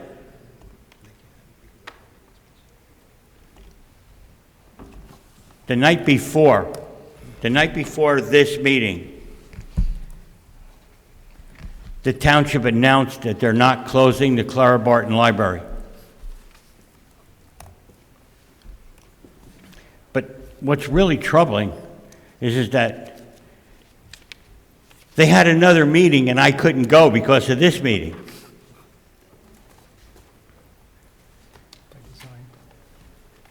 And what I'm saying is that they want to talk about that, but what aren't they talking about? There's got to be something. So I did a little digging today. Just a little bit, me and my little shovel. Goes with my little hammer. And I found out that the zoning board is having a meeting right now while we speak about the property on Division Street across the street from the Board of Ed. I know the board members were emailed that from the superintendent probably about 3 hours ago. It's amazing. It was a big ruse. They wanted to take and get the right people on their board so they can vote on the zoning board to put 8 apartment-type homes across the street from TJ. Oh, and also, sir, we got to find out what logo we're going to put in the middle of that. Yes, that floor. we're working on that. I'm sorry. You got it. Now, the zoning board still has some process to go through about getting those homes there. But I would be remiss if I didn't say, if you made a right-hand turn out of where the new homes are going to be and go to Plainfield Avenue, and you go to the traffic light at Central Avenue, about a quarter of a mile down, they put 12 homes in between homes, 2 stories high. What are they hiding? I wasn't allowed to go to the meetings because of this meeting. Why didn't they postpone the meeting or table it? When I left that meeting, it was still up in the air about were they keeping it open. I found out last night about the meeting that they said it's going to stay open. But as soon as that meeting happened, this afternoon, we got the zoning report about they're trying to change the zone and make homes across from TJ. Now, anybody who knows anything about zoning or planning, if you're within 200 feet, you must be notified. Well, they notified us 3 o'clock. Amazing, they notified us at 3 o'clock, and we had a meeting tonight at 7. Be careful, people. It was a ruse to begin with. They got everybody complained, and everybody was up in arms. And they used the Edison Board of Education. They used our Board of Education to hide this, to make sure they got what they wanted when they wanted it. The rest of the library committee, they said it was going to be, and was 2 nights ago, we couldn't go. So if I ever get a chance to go to one of those meetings, I'd love to take and report on it. I'd like to take and report on it instead of reading it on a piece of paper. I respectfully submit this as proof. Be careful, people. Be careful what you ask for. You might just get it. Thank you. Board President. Board President. Thank you, Mr. Romano. Mr. Mohin Patel? Thank you. Joe, thank you so much for your in-depth report on the library. I just wanted to add some things to it as well. It's by design. It's not on purpose that they've done it. It's by design that was done, and it goes to show you the lack of respect that they have for our students. When they allow their chosen representatives on the zoning board or the library trustees, and they're doing things where we're actually losing a library or losing a senior center, or basically just in general, this type of building 8 units, 20 units, whatever it is, it adds on to the burden to the Board of Education, and they can't have it both ways. I understand that. You know what? You can't use the students and the schools for photo ops and then go ahead and just put them under the bus. That doesn't make any sense, and that's not right. And I thank you for taking your voluntary time to go to these meetings and have to deal with the nonsense that you do sometimes. So thank you for your report. It's well done. Board President. Thank you. Mr. Biro Patel? Yes, so Joe, what happened is that 401 Division Street, that thing was supposed to be happening today, as we saw in the notice, but it got moved to, it says on the zoning board agenda right now, it got carried to March 28, 2023, with no re-notice required. So we won't hear again from them. But March 28, 2023 is the date. I just checked our board meeting. It's on March 21st. So, Joe, you can go there. I know I'll be there. I'll be there with our attorney. I know Mrs. Conway usually goes there too, so you'll have company over there too. Madam President? Mr. Shi? Just wanted to, for the record, just want to clarify a couple of things. So Joe's mentioned that, about the receivership, closed session stuff, but that Mayor actually, you say that at the Colorado Barton meeting, that the location they're moving into is in receivership. Okay? Just want to clarify that. Thank you. And Thank you. Board President, I just want to acknowledge the Clara Barton residents to actually fight the way they did to make sure that their library kept open. I want to really commend them for doing what they did, because if it wasn't for them, it would basically would have been a slam dunk deal. So I'm glad that they spoke up, and that's what all the residents should do wherever there is this type of bamboozling of the residents. Thank you. Well, we want to support Virginia White for get the Stelton School, so if we can, the residents can support that. So that's Ginny's dream, so we want to work on that. Madam President? Mr. Shi? Yeah, can I add something? The Division Street project, it's people who actually know that area. Right now, they have to go through our parking lot to get to the spot. Okay? So, just saying. Thank you. Okay. No more announcement for the next meetings. We're going to have a caucus meeting on Thursday, February 23rd, 2023, at Education Center at 7 p.m. And our next public meeting is going to be on Tuesday, February 28th, 2023, at 7 p.m. at Edison High, the auditorium. So now we're moving forward to board member discussion. Students representative goes first. Who's going? I'll have JP students goes first. All right. Good evening, everyone. My name is Dev Doshi, and I'm the Student Council Second Vice President from JP Stevens High School. The winter is flying by, and I'm here to report how things have been going. I'd like to start by emphasizing the robotics team and their recent endeavors. Team 2554 made the finals at the Brunswick Eruption Competition and has begun the 2023 FRC season, having to design a robot to play in the first robotics competition game, Charged Up, in March. They also picked up the 2022 Optimum Innovator Inspiration Award and participated in a ribbon cutting with Assemblyman Karab Binchak at the Edison Optimum store in Wick Plaza. Optimum has also awarded Team 2554 a sponsorship for the 2023 season, and they have earned a grant from the Boeing Company in 2022. This should be an exciting competition for Mr. Carney and the JPS kids. Moving on to the band, the J.P. Stevens sent 32 members to the Regent Symphonic Band and Wind Ensemble. Of these members, 21 students were selected for the All-State Band this past Saturday. JP has 8 All-Eastern members, and the band is doing an excellent job creating moving music and a tight-knit community for all. The orchestra had 18 students selected for the Central Jersey Regents Orchestra. Last Saturday, J.P. Stevens String Quartet performed at the Montclair State University String Quartet Festival and received an award for their outstanding performance.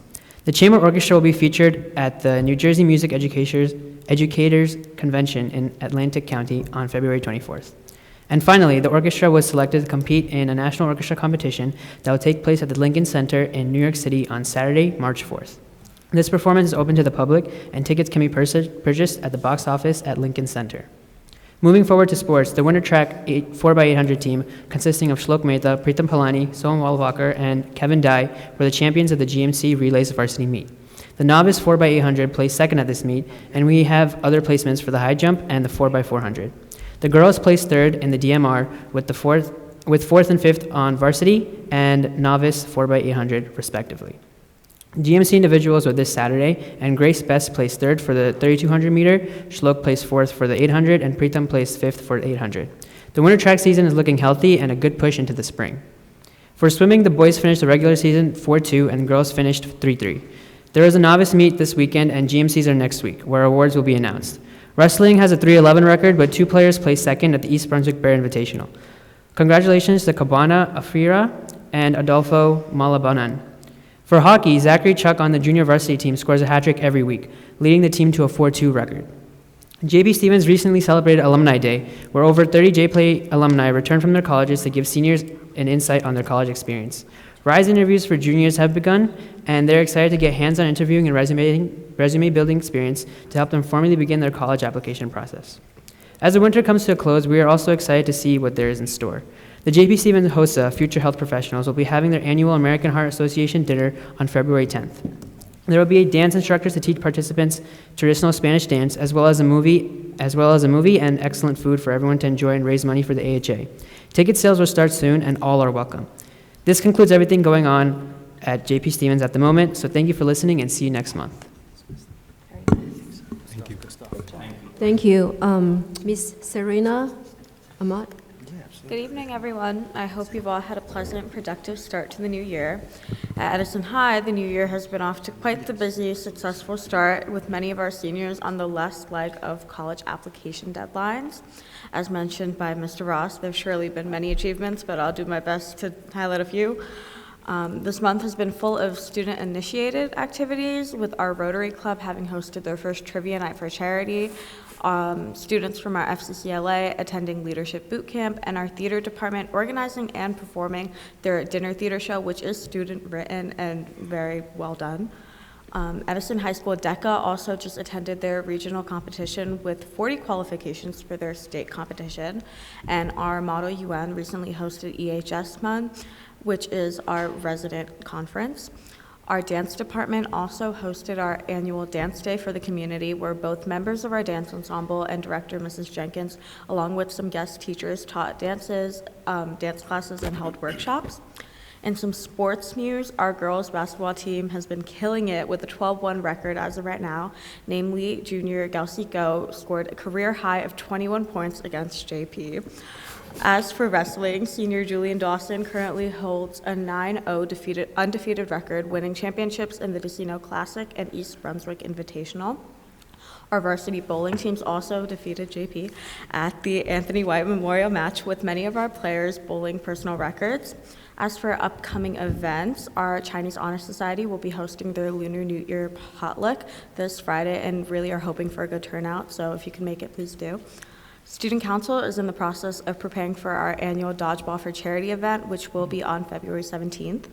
Also, our choir department has been hard at work preparing for our Broadway night, where chamber singers and a cappella choir will be performing a medley of West Side Story, and other student soloists will be performing arrangements of their choice.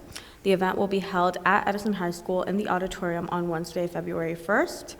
We have an exciting year ahead at the Nest, and it's been really great to see students pushing through the stress that often comes with the end of the first semester and taking initiative to really get involved.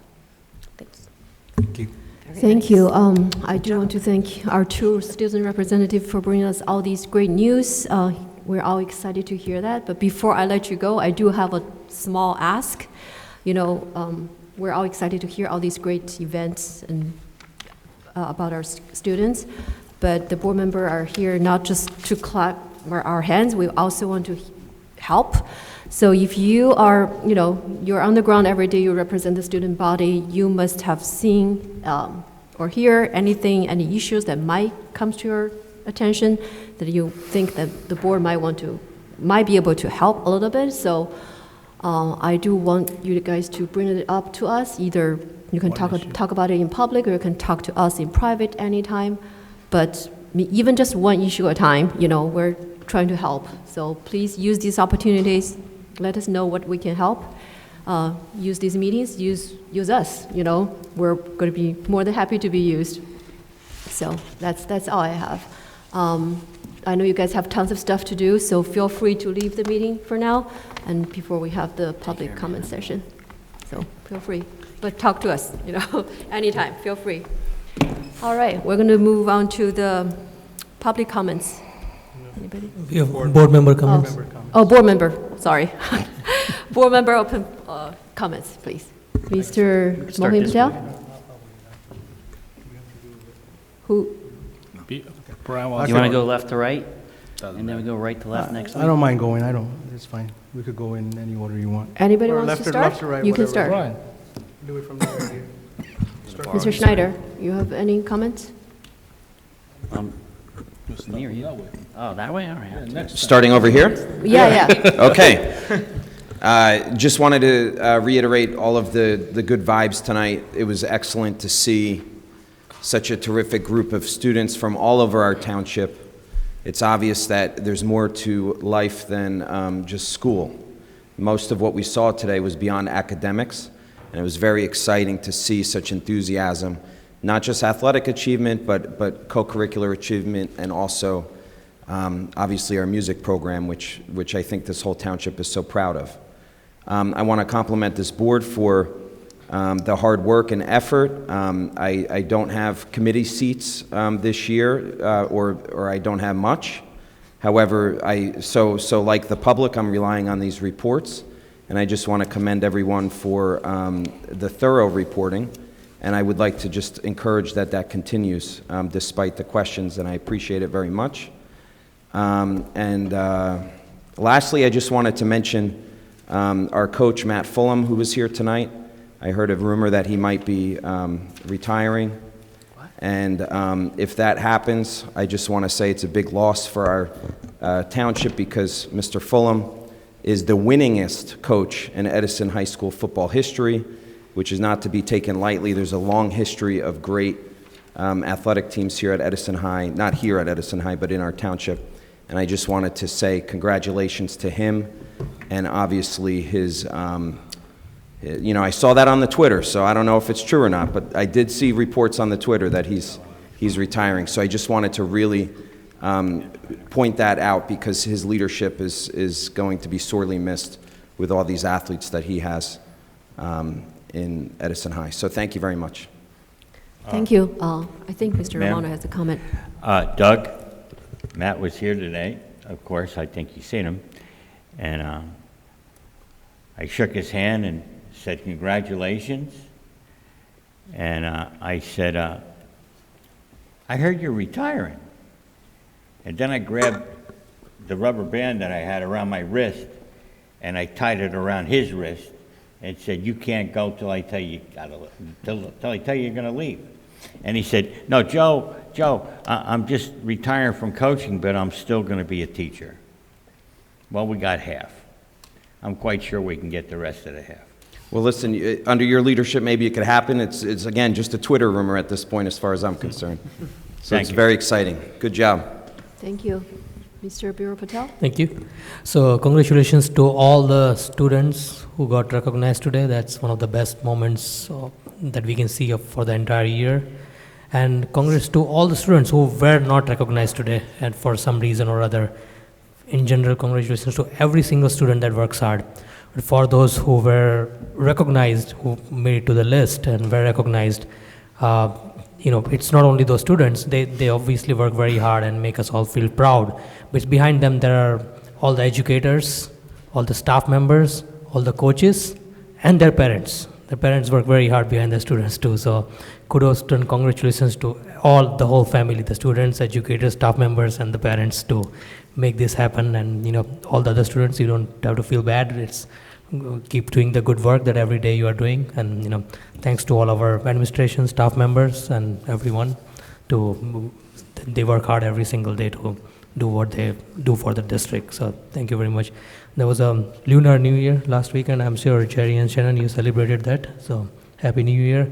And that being said, we have a Lunar New Year event at Edison High School on Friday. So I look forward to that. Mrs. Ahmed, I hope you can make it to the Lunar New Year event at Edison High School. So that's in the event. And I usually report like all the good and happy things. And I don't like to report the sad things, but the Giants lost. So I couldn't resist, and I have to report that, and it's not so exciting.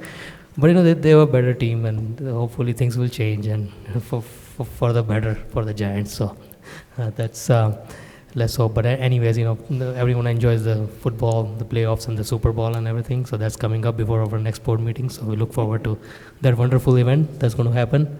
And everyone who is doing a great job every day in this town, in the board, administration, staff, and all the students. Thank you so much. Giants will do better next year. Ms. White? Okay, I'd just like to echo my fellow board members. And we're so proud of our students and their staff and their moms and dads, because all together it's a unit and it makes everybody so great. And I just want to say congratulations, Matt. It was an incredible job. Thank you. Ms. Mohim Patel? Mr. Rowe. Thank you, Board President. First and foremost, I want to congratulate all the students and their achievements and all the faculty and their parents and so forth. In regards to, also Happy Lunar New Year to all my Chinese brothers and sisters. I want to wish you guys a very happy and successful Year of the Rabbit, which I am a part of that team. In regards to all the things that we discussed, I don't want you guys to miss out on the things that are important. The bathrooms are being worked on. The water fountains are being worked on. We have all these additions that we're doing with all our schools, and starting with the few that we already have in display. Just be sure to actually take a look and see what we're doing as changes in there. And I just want to thank the board for providing their volunteer hours and doing the job that you need to do to make sure the students get the things they want. And that's why we're here all. So, and thank you. Thank you. I'll go last. Joe, you have a comment? Yes, I have one small comment. There's a piece of paper that was drawn up a long time ago, and it starts at "We the people." We the people. Think about that for a minute. Have a nice night. Thank you for your participation. Thank you, Joe. Mr. Shi? Yeah, to add on, we the people, I'm so glad to see the dividers are gone. We're here to serve the people. There should be nothing dividing us from the residents, although we are elected officials, but we are here to serve the people. We should not be divided with our residents. With that said, I'd like to thank all the coaches, all the parents, and all the advisors for guiding all these students through these extra activities that they put it in their time for these students to be recognized for their achievements. I thank, Madam President for asking our high school representative to not only bring us the good news and also give us some suggestions that we can help them. So, use that opportunity. Kudos to that. The other thing I want to talk about is right now it's end of January, beginning of February. For a lot of high school students, what they're looking for is what they want to do for summer. In the past, the district had offered 10 internships to our high school students to work in our technology department. During the COVID, there was stopped, and we brought it up last year. And the plan is to have these kids work in the summer, and if their schedule allows them, they will continue throughout the school year to help each schools, because we have a lot of issues, with devices. This is the high school kids. To add on top of that concept, under the permission of Madam President, I reached out to some of our vendors to see if they can provide internship to our students during the summer. And so far, we've been very successful with several vendors. We have been successful with our food vendor, Marshall. For any students who will be getting into hospitality service or food services, they have a couple of slots to help our students if we do have people interested. And also, we have reached, our architect has told us they are willing to help our students as well. Students who want to get into architect or who want to get into interior design. Great opportunity. And just secured 2 more from our new vendors. One is from our general counsel. Their firm has promised to provide internship opportunity to our students. And our special needs council, they have also committed to provide internship to our students. So it will help our students who maybe they don't, they want to be a lawyer, and after they work in the law school, they decide they don't want to do it. If they want to continue, it's a good thing on their resume. So we're going to ask the students, and also the high school representative, besides these areas, what are the other areas the students have in interest? Let's see if we can talk to our vendors to see if they can provide that opportunity.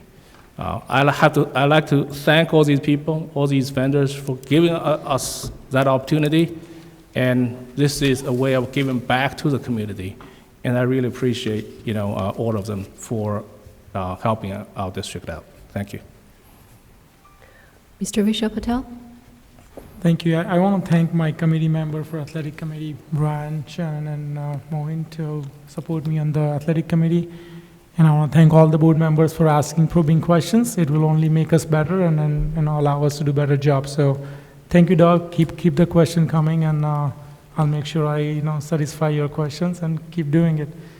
And I want to say Shinyan Kwale. That's my attempt to say Happy New Year. And like the red shirt too, red sweater too. Thank you. Thank you. What about mine, red? Yes, I saw that too. I'm sorry. Mr. Rivera? Yeah, I just have a couple of thoughts. The first thing I want to do is congratulate all of our student scholars and our student athletes. Continue working hard. I see a bright future for many of our students. And I also want to thank our staff and parents that are there to support them. The second thing I wanted to do is actually welcome Doug and Dawn, specifically for transportation. I know that this was a department that was in need. So we've sat down, we've discussed it. I think the public's going to be very pleased with some of the work that they're going to do and some of the proposals, like flexed hours and being available. So I think you guys are going to like that. I also want to welcome our new VP as well, to JP Stevens. And I also want to I want to thank Joe for bringing up the zoning board. I hope the zoning board makes the right decision and regarding 401 Division Street. I think the board unanimously agree on that. So I thank you, Joe, for bringing that up. I also, so today was a good day at my job. I work in an elementary school. So today was a National Recognition Day of Compliment Day. So I wanted to compliment Mohin on his jacket. He knows how I feel about it. Thank you so much. I really, really, really appreciate you. And I want to compliment you on your beautiful scarf that you're wearing. It's very splendid. It's stupendous. So today I walked around work, and this is all I heard today. It was compliments, compliments, compliments. So it was a great day. So today's National Compliment Day. Also, one of the things I heard a name mentioned twice, 2 times today at least, and that name was Anthony White. So, again, sad and he's gone, but thanks for the district and our students to recognize him. I thought that was splendid, and he will live in our hearts forever. So I miss the dude. And then finally, one of the good things about elementary school too is the 100th day of school is coming up. So teachers and staff, please make these, it's one of the best events in my building, so I'm hoping our kids here in Edison have the same treat. But other than that, again, thank you, board. I think we had a productive meeting, some good conversations, and I look forward to February. Thank you. Thank you. I just want to echo everybody else's comments. I know we call it Student Recognition Night, but I do want to take this opportunity to recognize our teachers, coaches, staff. It is the knowledge that you shared, the skills that you trained, all the work that you have done for our students to bring them here tonight. And kudos to all of them. Also to our parents, you guys have played a lot of roles in this process. You're the chauffeurs, the cheerleaders, and the cook, the event organizers, and let's not forget the ATMs for the students. So thank you. And also, what's the other thing? I just want to bring up one thing, Eddie. Some of the board members attend the basketball games. We did go to the girls and boys team. We saw there's a trophy handout on the boys team for the Edison High versus JP varsity team. It was a great game, by the way. Healthy rivalry, very exciting games. There's a trophy handed out to the boys team, but I can't help to, realize that there's no trophy handed out to the girls team. So I got to advertise for the girls basketball team. Maybe we can have a trophy, given to the girls varsity team too, so they can, move between the two schools. I agree. Something too excited. Yep, if there isn't one offered, we'll make sure something along those lines happen. Great, thank you. Yep. Thank you. Motion.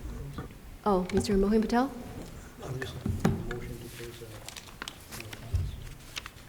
Oh, do you need that? Just go to the...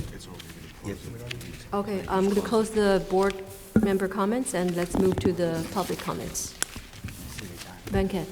Before we start the public comments, can I just make a comment to all the board members that, you don't have to wait till the public meeting to ask what's going on in each committees. You all have our contacts. Feel free to contact anyone, any board members on the committee or the chairman of the committee, chairperson of the committee. So, we'll be more than happy to provide information before the public meeting. Thank you. Yeah, I'll make an attempt to publish the the committee meetings in a week after the meeting happens, so you can brainstorm, offline. Thank you. Thank you. Okay. Good evening, Madam President. Happy New Year. And I think I would like to quote the Keith Hahn's comment that it's shame on the mayor not inviting 2 Chinese elected officials for the Chinese New Year. So shame on Sam Joshi, officially calling it. Then, Board Attorney Matthew Monich. Yes. Welcome to Edison team. Thank you. I'm glad that first time we are seeing that an attorney not associated with correct Democratic Party. So welcome to the team. So thank you, Jerry, first of all, because the internship for the students are very, very important. I think this is what we are looking for. We don't care about how you guys butter the county, the mayor, board, other stuff, doesn't matter. The internships, the volunteer hours. Last week, Madam President has brought up that she's willing to give some volunteer hours to the tutoring, and now you brought up with the vendors. Please work with those things, and I think parents will be absolutely thrilled to have you guys over there helping their kids to get the internships. So I spoke to Mr. Ross that he forgot a couple of them. So it's good to see hundreds of people coming here and recognized, but it's also equally bad to see some kids that reached are not recognized. So the Quiz Bowl team went to nationals. They're going in April to Atlanta. The Science Bowl team went to nationals. I think Mr. Biral Patel, after a request, you funded some money to robotics team of EHS, which was at the low end. Now they went to state level. The funds that has gone to that as 10 grand or something that you guys gave has actually delivered the results quickly. So I think you guys should not forget about, and the JP side, there is one kid in sophomore year went to USAA, which is cricket level at a national level. And USA is hosting those international cricket plays soon in the next 2 years. And we are actually ignoring that sport of 1.8 billion people. Australia, England, New Zealand, Sri Lanka, Pakistan, India, and all these countries play a lot, South Africa and West Indies. So regarding the bathrooms, I have a joke that, people don't use in EHS bathroom, the STEM bathrooms are clean, JP people don't use bathroom, but I think you guys need to have a survey for checking that kids are not drinking the water because they have to go to the bathroom and they don't want to go to the bathroom. I think it is a hygiene, not only hygiene issue, it's a health concern too. I hope you guys will take a quick action that how many kids are not drinking the water because they don't want to go to the bathrooms. And the textbooks and licenses, I think yesterday we started a session in Clara Barton Library, mathematics, and those kids in the middle school don't know that they have textbook access. Whereas in John Adams, I know that every kid uses textbook in the class maths, but whereas in Herbert Hoover and TJMS, some kids don't even know that they have the textbooks. Are we really using it? Is there any money-saving opportunity? If those middle schools are not using it, why are we paying for licenses? So, and the bus companies, the 30 buses, I think as a first step, Joe, I request you to make sure that our 30 bus GPS are working and there is a notification option available. I think we are not enabling that, so notifications are switched off. If you can enable at least first as a pilot, 30 buses can have the GPS, parents can monitor, then we can start going forward with the vendor buses, have that GPS monitor available. That is the first step. I think parents are really appreciative of you taking Joe at the helm, and I'm sure that, the transportation department will will fly high. And through chair, I would like to ask Virginia White that I had great respect. She did a fantastic job last year, but I think the way that she asked the questions, Ms. White, that I would like to ask you, last year your president has given our grounds to mayor. You voted yes for giving the cricket fields to the mayor, our township. So at that time, he claimed that he collected the money from the EHS sports teams related to Councilwoman Joyceman Friendship's relatives or something. That's what the rumor on the Twitter or somewhere. But you are aware of that because he tried to brag that, oh, he collected all the money, but he didn't collect the money. He collected only 2 invoices. And the third, Ms. White, that I want to bring it to you, that TJMS and Herbert Hoover, those grounds are officially given to the recreation club. So when you guys already has a contract, you guys are issuing it to the adults, you have no right to put a resolution because you don't want them anymore after the school. Because you already signed a contract with the township to give those schools to the public. And Christo called me and asked me, can you please ask Ms. White, that he walks into the EHS ground, that are you going to ban him to use it? He's a taxpayer, I'm a taxpayer. I take my daughter to play something in the basketball in the MLK, let's say that. Are you going to ban me using the basketball court outside with my daughter teaching outside, not inside? And whereas you guys are selling your things to the recreation club and township and to EHS grounds, I think you guys need to speak to attorney first. Do you have a right to ban the adults, whereas you already signed the contracts, 3 different contracts with the township? You sold your souls to the township. You're not an independent body. And moreover, I am paying the taxes. Who are you to ban me to teach my kid? And I'm going to come back for my rebuttal. Thank you. Thank you. Okay. Anybody? Shannon, you have a We can- young student there. Let her go first. Oh. Oh, So she you're could sorry, go I home, didn't do see the you raise your homework and hand. stuff. Go, please.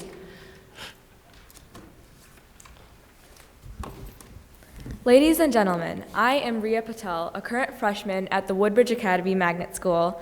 I went to middle school at Woodrow Wilson, and currently I run cross country and swim for JP Stevens. Today, I am here to talk about the importance of starting a summer math program for middle school students, a peer-to-peer learning program that will be run by students for students. As a student who has just completed middle school, I understand the importance of mastering basic math skills before entering high school. Subjects such as algebra and geometry can often be difficult, and not all students have the necessary opportunity to get the extra support needed to strive in these subjects. This issue can be solved with the creation of a summer math program that would help students succeed in math and ultimately in high school and beyond. This program would not only benefit the students that participate, but the school district as a whole. By providing support to struggling students early on, we can prevent them from falling behind and reduce the need for costly remedial classes in the future. Furthermore, a solid foundation in math is essential for success in many fields, and extra practice over the summer can be extremely beneficial when looking in the long run.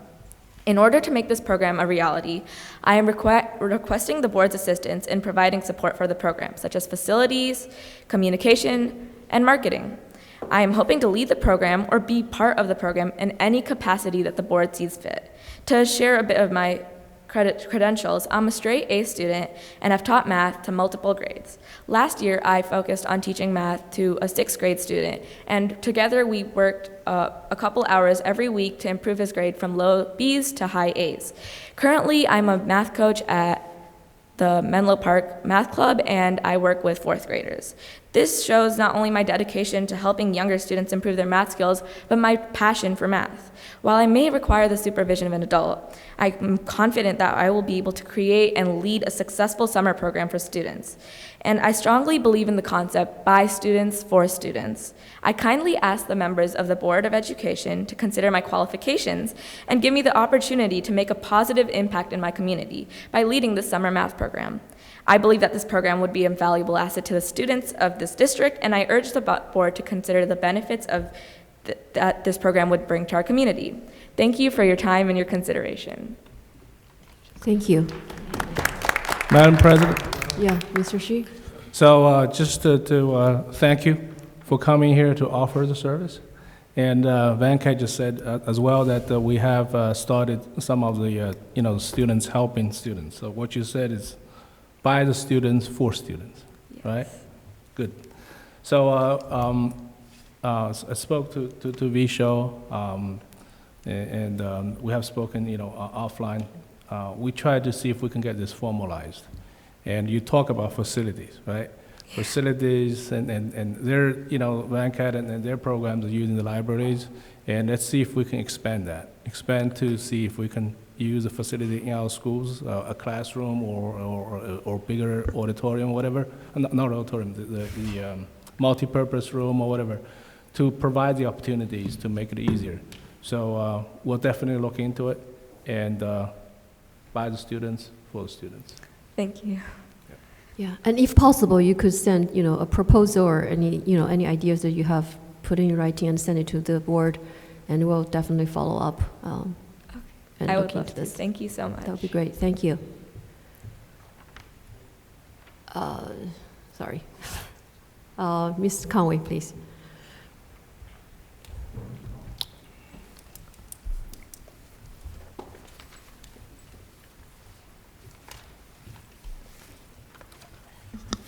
Elizabeth Conway, 20 Netherwood Circle. This is one of my favorite meetings, I just want to tell you.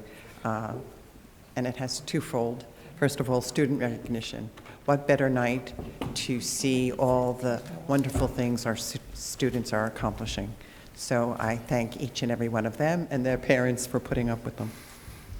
The second thing is school board appreciation.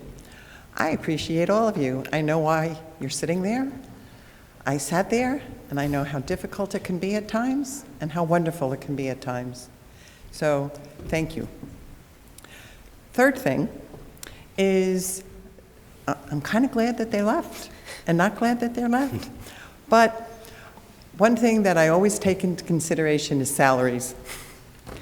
And I always wanted to make sure that we're within a decent salary for certain people. And I was taught that sometimes you have to pay for what you get.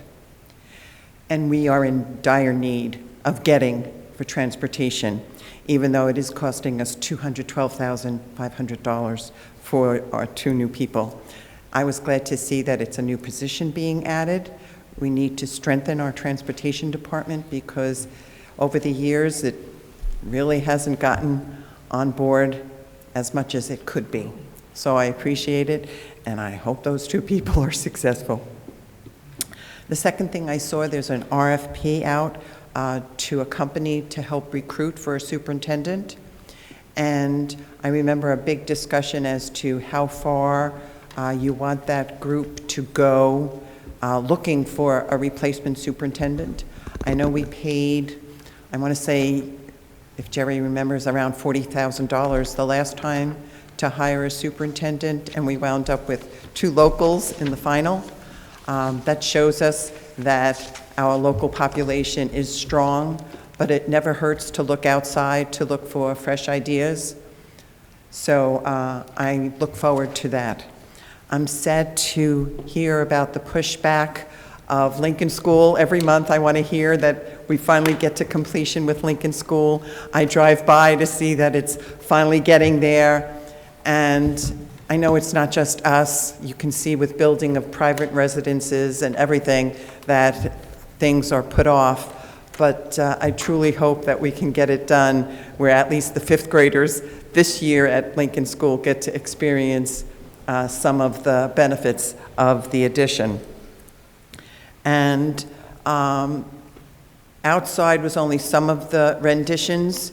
I did hear that we'll see some of the other renditions next month.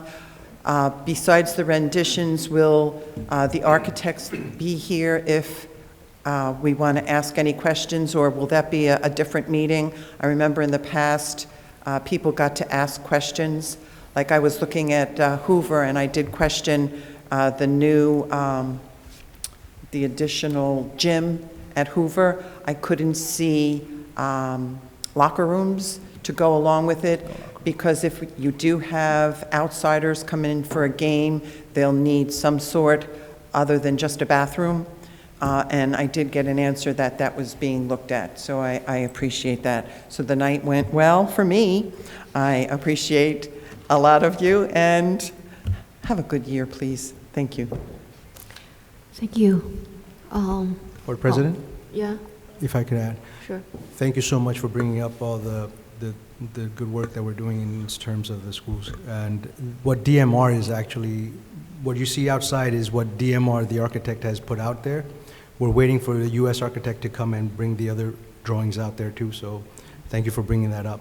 I just wanted to say that they did a fantastic job. They actually came in with tiles and showed and put everything together, and we're looking for the same thing from the U.S. architects as well. Madam President? Mr. Shi, please. Yeah, I just want to expand on that, Mrs. Conway. The stuff you saw is also is from DMR. And when we actually had a meeting, they brought in all the bricks, the sample of the bricks, okay? The sample of the floors to the meeting.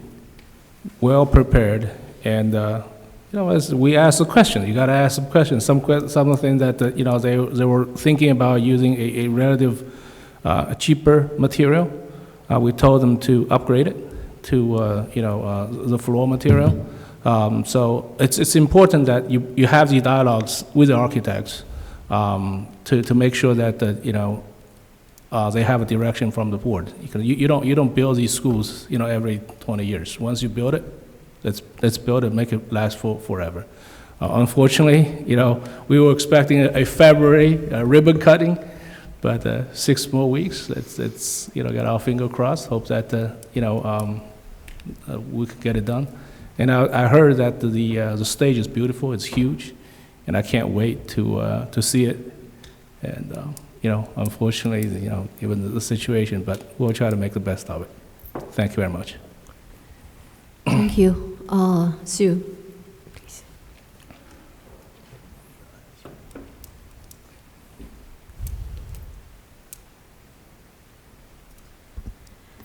Hello, everyone. I want to congratulate all the students, advisors, and coaches, and a shout out to Mr. Ross for the most creative presenter tonight, with all his many coats. I also want to congratulate the Edison High School cheerleaders. They're out in Dallas, Texas, and they ranked 8th in the country. It was just on all over social media. One of the things about the cricket with making teams, about seeing in Middlesex County how many school districts actually have cricket teams that they would be able to play, or is it going to be solely intramural only within Edison? Because I'm not sure that many schools in Middlesex County, if any, have teams. One of the other things, I very often work the games at Woodrow Wilson, and as a crowd control person, is about thinking of putting some money into having assistant coaches. We don't have any athletic people there, the trainers, like they do at the high school. And, one of the games, I watched a coach trying to pay attention to coaching the game while attending to a child whose nose was bleeding that got hit in the game. And another child was hurt, and I had to go run and get a wheelchair and get the kid into a wheelchair because the coach is coaching the game. So I think even just for safety measures, they really should have someone else with them, one person to handle all of those issues. And this is in the gym. I'm not even talking about when they're out, like on the baseball field, what's going to happen when there's an issue. So I do think that that's something that should be looked at. Also, with the new bathrooms, I was just wondering whether you're planning to put in some type of smoke detectors in there, because we know that vaping is an issue in a lot of the schools, not only in Edison, but so just wondering if something will be done with that. And I just wanted to point out, I am in a guidance department, and I know it got brought up at the last meeting about helping the kids who might be struggling, and to assure you, there's small group instruction that goes on. They're identified by test scores, teacher recommendation, how they're doing in classes, and then teachers are working during their prep periods to help small groups for language arts and math. We also do have some programs, Campus Acceleration, over the summer, and I think it's a great idea. The kids, when children have been out for a while or they are struggling, we also do get peers in, like you did last year, to help. They'll meet during their elective period, so it's not, they're not pulled out of any other academics with a student because they do learn well from other students. So I think, that's a great idea to help, but students are being helped if they're struggling. There are programs in place already. So that's all. Thank you. Thank you, Sue. Madam President? Yeah, Mr. Shi? Just Mrs. Campion, just want to answer your question. You asked how many school districts are playing cricket. I don't see Mr. R here, but I remember several years ago we had a presentation from him that we have about a dozen school districts right around Edison. They have cricket teams. So, moving forward, that was the original plan, try to develop a program so we can compete with the other school districts. That's to answer your question. I understand there are programs available to help the students, but sometimes that, students actually, when they teach students, they have their way of how they interpret these problems. It is sometimes really helpful for the other students to say, oh, this is how we think. When adults, when we teach them, and sometimes the students do not get it. I do understand the program's been there for a while. I know Mr. Rabnick. My daughter used to go visit him in the early mornings. He provides help to the students, but this is another level on top of that. Thank you. Shannon, I have a comment as well. Yeah, Mr. Patel. So I do want to answer, comment on the assistant coach. I think I have faced the same thing, and we will probably look into having assistant coaches in middle school as well as high school. And the question on bathroom, I'm going to make bathrooms my number one priority. I mean, I'm super hyper conscious about drugs and vaping in high school. And Eddie is with me on it, and I know he's super hyper on it as well. So we'll try to make it better and get the public feedback or student feedback in a few months. Thank you. Thank you. Ms. Padmaja, right?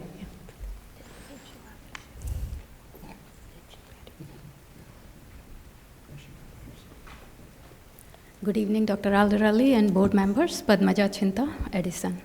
I actually haven't been to a meeting since the new leadership took over. So first of all, wanted to just say congratulations, Dr. Alderali, and the newly elected board members, Shannon Peng, Vishal Patel, and Mr. Romano.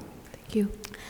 And since I heard it's the National Complimenting Day, I do want to compliment the board on bringing those summer internships. I think that's really great. Keep up that initiative. I also want to comment briefly on ChatGPT. I don't know if that came up today, but I know it was addressed in previous board meetings. Am I allowed to talk about it now? Sure. Okay. So obviously there's a lot of buzz around it. No doubt it's a revolutionary tool, but it's also a disruptive tool. So I simply want to emphasize and underscore the importance of taking the time to analyze and vet it before any decision to adopt it. So far, all the schools that I have heard of have banned ChatGPT. Although students are already trying ways to use it in completing homework and all. So there's definitely I think it's amazing application in real world jobs. And there's certainly a great benefit to teaching in certain situations, but I think we do need to consider the impact it will have on students in the long term. So it's going to affect not only how students learn, but how they will think, and more importantly, to what extent they will think. Is it going to make them smarter or lazy? Is it going to help them become better problem solvers? Is it going to help them better understand the subject matter? Some of the colleges are already, the professors are asking the students to write the essays in the classrooms to avoid using the ChatGPT. So are we going to prepare our students to better handle college? These are some of the questions I think we should be asking now. So, because once it's introduced, if it's introduced, there's no going back. There's no coming back. So I simply urge the board as well as the district to please take the time to fully study it. Thank you. Board President? Thank you. Mr. Mohin Patel? Sure. Thank you so much for bringing that topic up. ChatGPT is actually a great tool that's going to be coming into effect, and it is in effect. We're using Google as it is already. What's happening is this, right? This new technology, if we just cartel it right before it starts, what's going to happen is you're going to have students that are going to be using it regardless. What we want to do is we want to make sure that they're using critical thinking skills whenever they're asking questions into it. It shouldn't be replacing education that they're getting in the schools. It's definitely not that. It's more of a supplemental to the education that they're getting in the school systems. So It's a lot to do with that. There's not just, oh, it's going to take over and the kids are going to be dull. It's not that way. It's basically going to enhance their learning process. They're not going to be able to do their math homework and not learn it in school. They're going to learn it in school, and then they're going to enhance it with that. So I agree with you. We do definitely need to be more cognizant of the new technologies, but we can't cartel new technology because then we're limiting our students too. Thank you. Agree. Madam Matt. President? Oh, Mr. Shi? Yeah, I just want to, for the record, actually, I posted some stuff about the ChatGPT. And so I know there's some background talking about that, since Jerry Shi posted, and he is, advertising that the school district going to use it. So for the record, no, that is all false, okay? So the reason, I brought that up is because this is coming. We can't hide it. We need to discuss it. And we have also communicated with our administration and let them look into it to see how do we take advantage of it or how to ban it. So there's no discussions, there's no left and right where we are going. So I'm just to state that for the record. Thank you. Thank you. Yeah, I agree. None of us are the expert. We rely on the educators here to make the decision. So far, no decision hasn't been made. And if I can make one comment. Yeah. Thank you very much. Those were the same types of discussions that we had amongst our administrative team as well as our district level supervisors and our building level principals and vice principals. The technology has to be fully vetted, whether you're using a digital content project, whether it's GPT, all that information has to be vetted to be used as an instructional tool to enhance student achievement. That's the end-all, be-all goal with everything. So I do appreciate your comments, and we are discussing this as a group, and then moving forward, we're going to be bringing teachers into this conversation. I believe Ms. Polakowski and Ms. Mahabir have already begun this process in early December when it was brought to our attention. So I do thank you for your comments. Thank you, Eddie. Okay. Matt. Okay, Bat Revnak, ETA Vice President. Just a couple things. Number one is, first of all, Happy Lunar New Year. School board recognition, well, I don't always agree with everything, but I always respect and the time you guys put in and give up. It's definitely appreciated. I know where it's coming from because Mr. Bowden and myself and our leadership is the same way. Sometimes it's a thankless job. A couple of things I do want to mention are student liaisons. Great job. But one thing's a recommendation of the board. Years ago, we had student liaisons, and they actually went first. These kids it's the last week of the marking period. They have exams. I credit you for even being here at this time. So maybe it's something you want to consider, letting them go first. If they can stay, great. If they have to leave to go home and do something, studied or involved with something, it might be something to consider. Unfortunately, they're gone, but I wanted to welcome again our new transportation people. Hopefully, it'll fix up some of the mess that's down there. And our new vice principal. That's one of the reasons why I wanted to make sure I was here to meet her today. It's good to see a new person come on board. And coming up, I wish I could have said it to her in person if she was here, but I've been here 35 years in this school. It'll be 35 years February 1st. It's a great school. It's one of the reasons why I'm here for 35 years. So I welcome her aboard as well. One other person that's not mentioned, Mr. Covert, who is our acting assistant principal in the absence of an assistant principal. He's a wonderful guy, and we really appreciated having him around. He actually observed me in my first observation this year, and we had a nice discussion after the observation, and he really was a pleasant person to have. So I know if he's listening or if he finds out, I think the staff and I know myself appreciate his time with us as well. I just want to make a couple comments. The cricket. I know that's a question. We have an athletic committee that meets prior to the expiration of contract. This actually came up 3 years ago, and I believe it came up this past year as well. One of the concerns is that there aren't that many teams out there. I know it's going to grow. It's going to be a growing sport. Just like I know it was mentioned, lacrosse. That's another sport that's been growing. Unfortunately, when sports grow, they take away from other sports. My daughters were both softball players, very good softball players, and they were losing kids to lacrosse because female lacrosse is in the spring, same time as softball.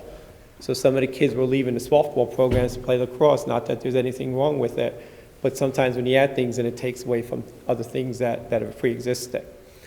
Just to give you an example, our softball team at J.P. Stevens has always been successful, but we don't have the numbers anymore for a freshman team, and that's eventually going to affect the program. But going back to the cricket, I know Mrs. White is on that committee with the township. You know, one of the strengths of any sports program, I've been involved with sports my whole life, at every capacity, as a player, as a coach, as an umpire. And the strength of any program really lies in the rec programs, feeder programs, basically. So I don't know if there's anything through the city, knowing that this is a growing sport. You know, I'm thinking of the Little League systems, Pop Warner, you know, things like that. It's something the municipal should actually look into starting a program if it's that, you know, big of a necessity, and I believe it is at this point in time. So that may be something on a liaison committee to bring up and talk to the, you know, through the liaison committee about them doing something on their part. As far as the thing, because I also ran men's baseball teams and played in them up until about 10 years ago. And you're absolutely right, I agree with the attorney, obviously, you know the law. But we had to give not vouchers, but letters documenting that we had insurance coverage when we played. And that would, as far as a student, if they're not during school time or part of a school team, they should be covered under the policy of the organization that's running the program. The only fear for the board would be if there's negligence on part of the board. I believe, and the attorney could probably speak to this. For example, if it was brought to your attention, hey, there's a hole in this thing and you did nothing to fix it, and now a guy steps in and breaks his leg in the hole, you were negligent. So that might be the only avenue they would take, but they're covered under their policies. And they have to. You can't play in these leagues if you don't have an insurance policy covering the players. Okay? Trying to think what else. I think I had something else. I'm always great, Mr. Battle will say one more thing. I'll sit down and remember what it is. Oh, the bathrooms. The biggest concern with the bathrooms, the cleanliness, is that the students go in and I can tell you to trash it.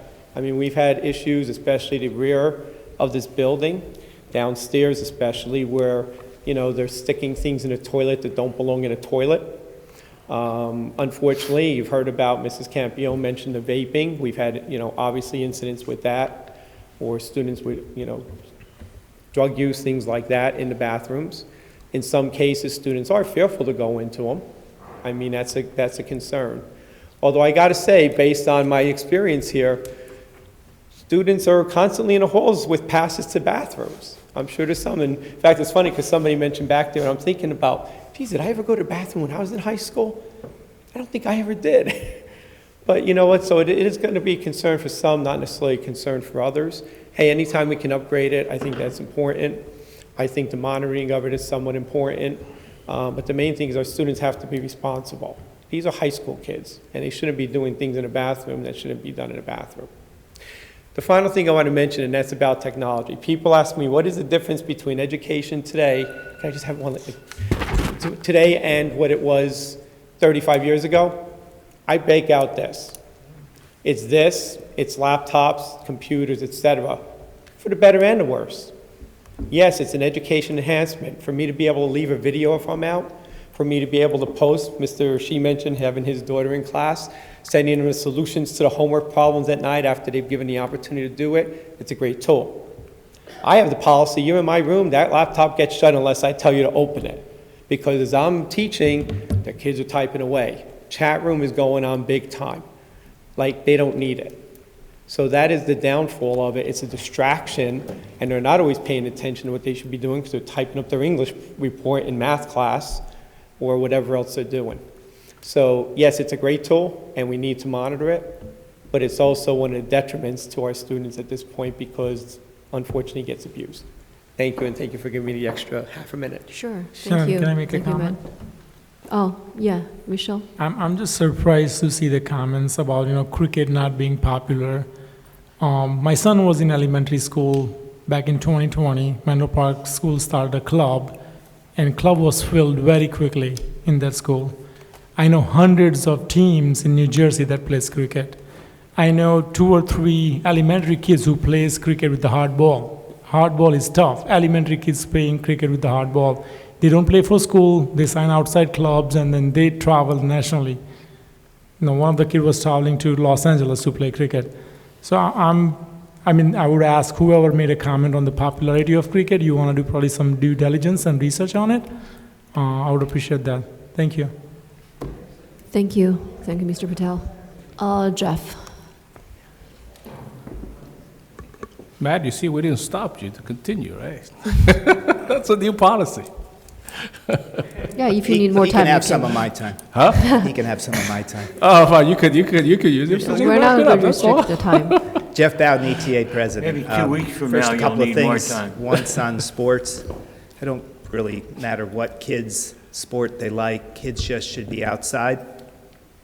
Having worked on the North End for 28 years, it always disturbed me to see perfectly green lawns with no dirt spots in them.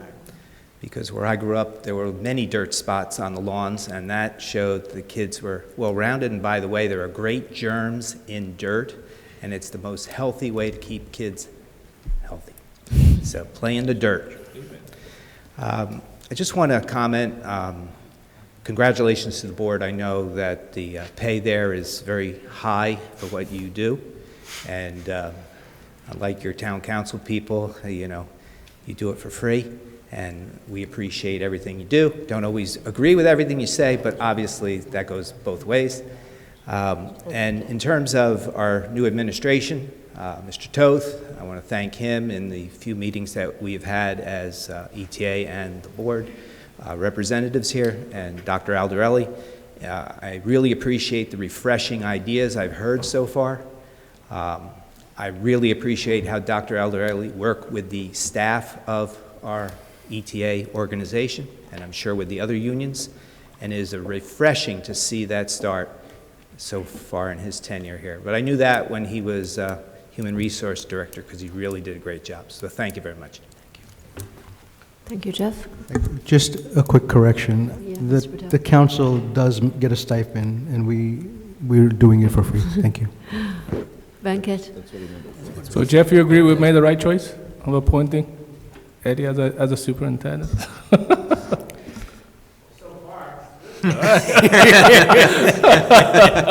Thank you. You got 2 weeks. Okay. Only 2 months, so there's a long way to go. Yeah. Okay, this is a question from Krista again to the board attorney, that if you guys make a policy or an ordinance on the public property when the school is not in session, will you ask Edison Police to enforce illegal policy to arrest or kick the people out of the public property? This can result in federal civil lawsuits, deprivation of the rights, and conspiracy to deprive rights since Edison Board passed an illegal policy or an ordinance. I think you can answer that later, sir. But I would say that Mohin congratulated the South Edison residents. Please don't congratulate them. Clara Button is going to be closed soon. I went there yesterday. Half of the books are not there. It's a systematic way of shutting down by the township. They wanted to sell that property to the builders and pay the rent to those builders, because yesterday I went and looked, because we were training some of the school homeworks yesterday for a couple of kids. Then there were no AP books. Hardly you have 3 physics books and 1 US history and a couple of others. So are you telling that entire South Edison needs only 10 books? I think, watch out. They are planning to shut it down by discouraging, not having enough books, not being people friendly. So then the next one is, we are starting next Monday and Thursday in the North Edison Library for anybody who is willing to get any help on the homeworks, quizzes, and tests. We are not trying to help them to get A+. We are trying to help them to get from C's and D's to B+. So you need to understand that the South Edison NJSLA scores are very, very bad compared to the North Edison schools. If the help is available, like other members said, then why South Edison is consistently doing less scores? That means they don't even know that they have the textbooks. They don't even open the textbooks in the class. And what are they teaching? An 8th grade student that I was talking is the things that they're teaching are already taught in the 6th grade in John Adams Middle School. If you really see in John Adams, I'm telling you, my daughter, they are teaching an advanced algebra and geometry even in the middle school because they don't want to give the A's easily, whereas some schools are still stuck with elementary slopes and all that stuff. I think there are teaching variations, the grades doesn't look, but NJSLA is the right way of looking into it. If you look at it, South Edison schools has to improve a lot and there is not enough help. So as a kudos to her for helping, and I think we are also willing to actually have the peer tutoring to give some kind of volunteer hours and also work with Jerry and the board to get some kind of, a bigger group of people helping the basic homework, test help and quizzes help. We are not trying to say that we'll guarantee you A+ or we are going to make you a champion in AMC. Basic homework help. That's what we are planning to offer. So that's all. Thank you. Thank you, Ankit. Any other comments? Motion to close public Seeing now, comment. yeah. Patty.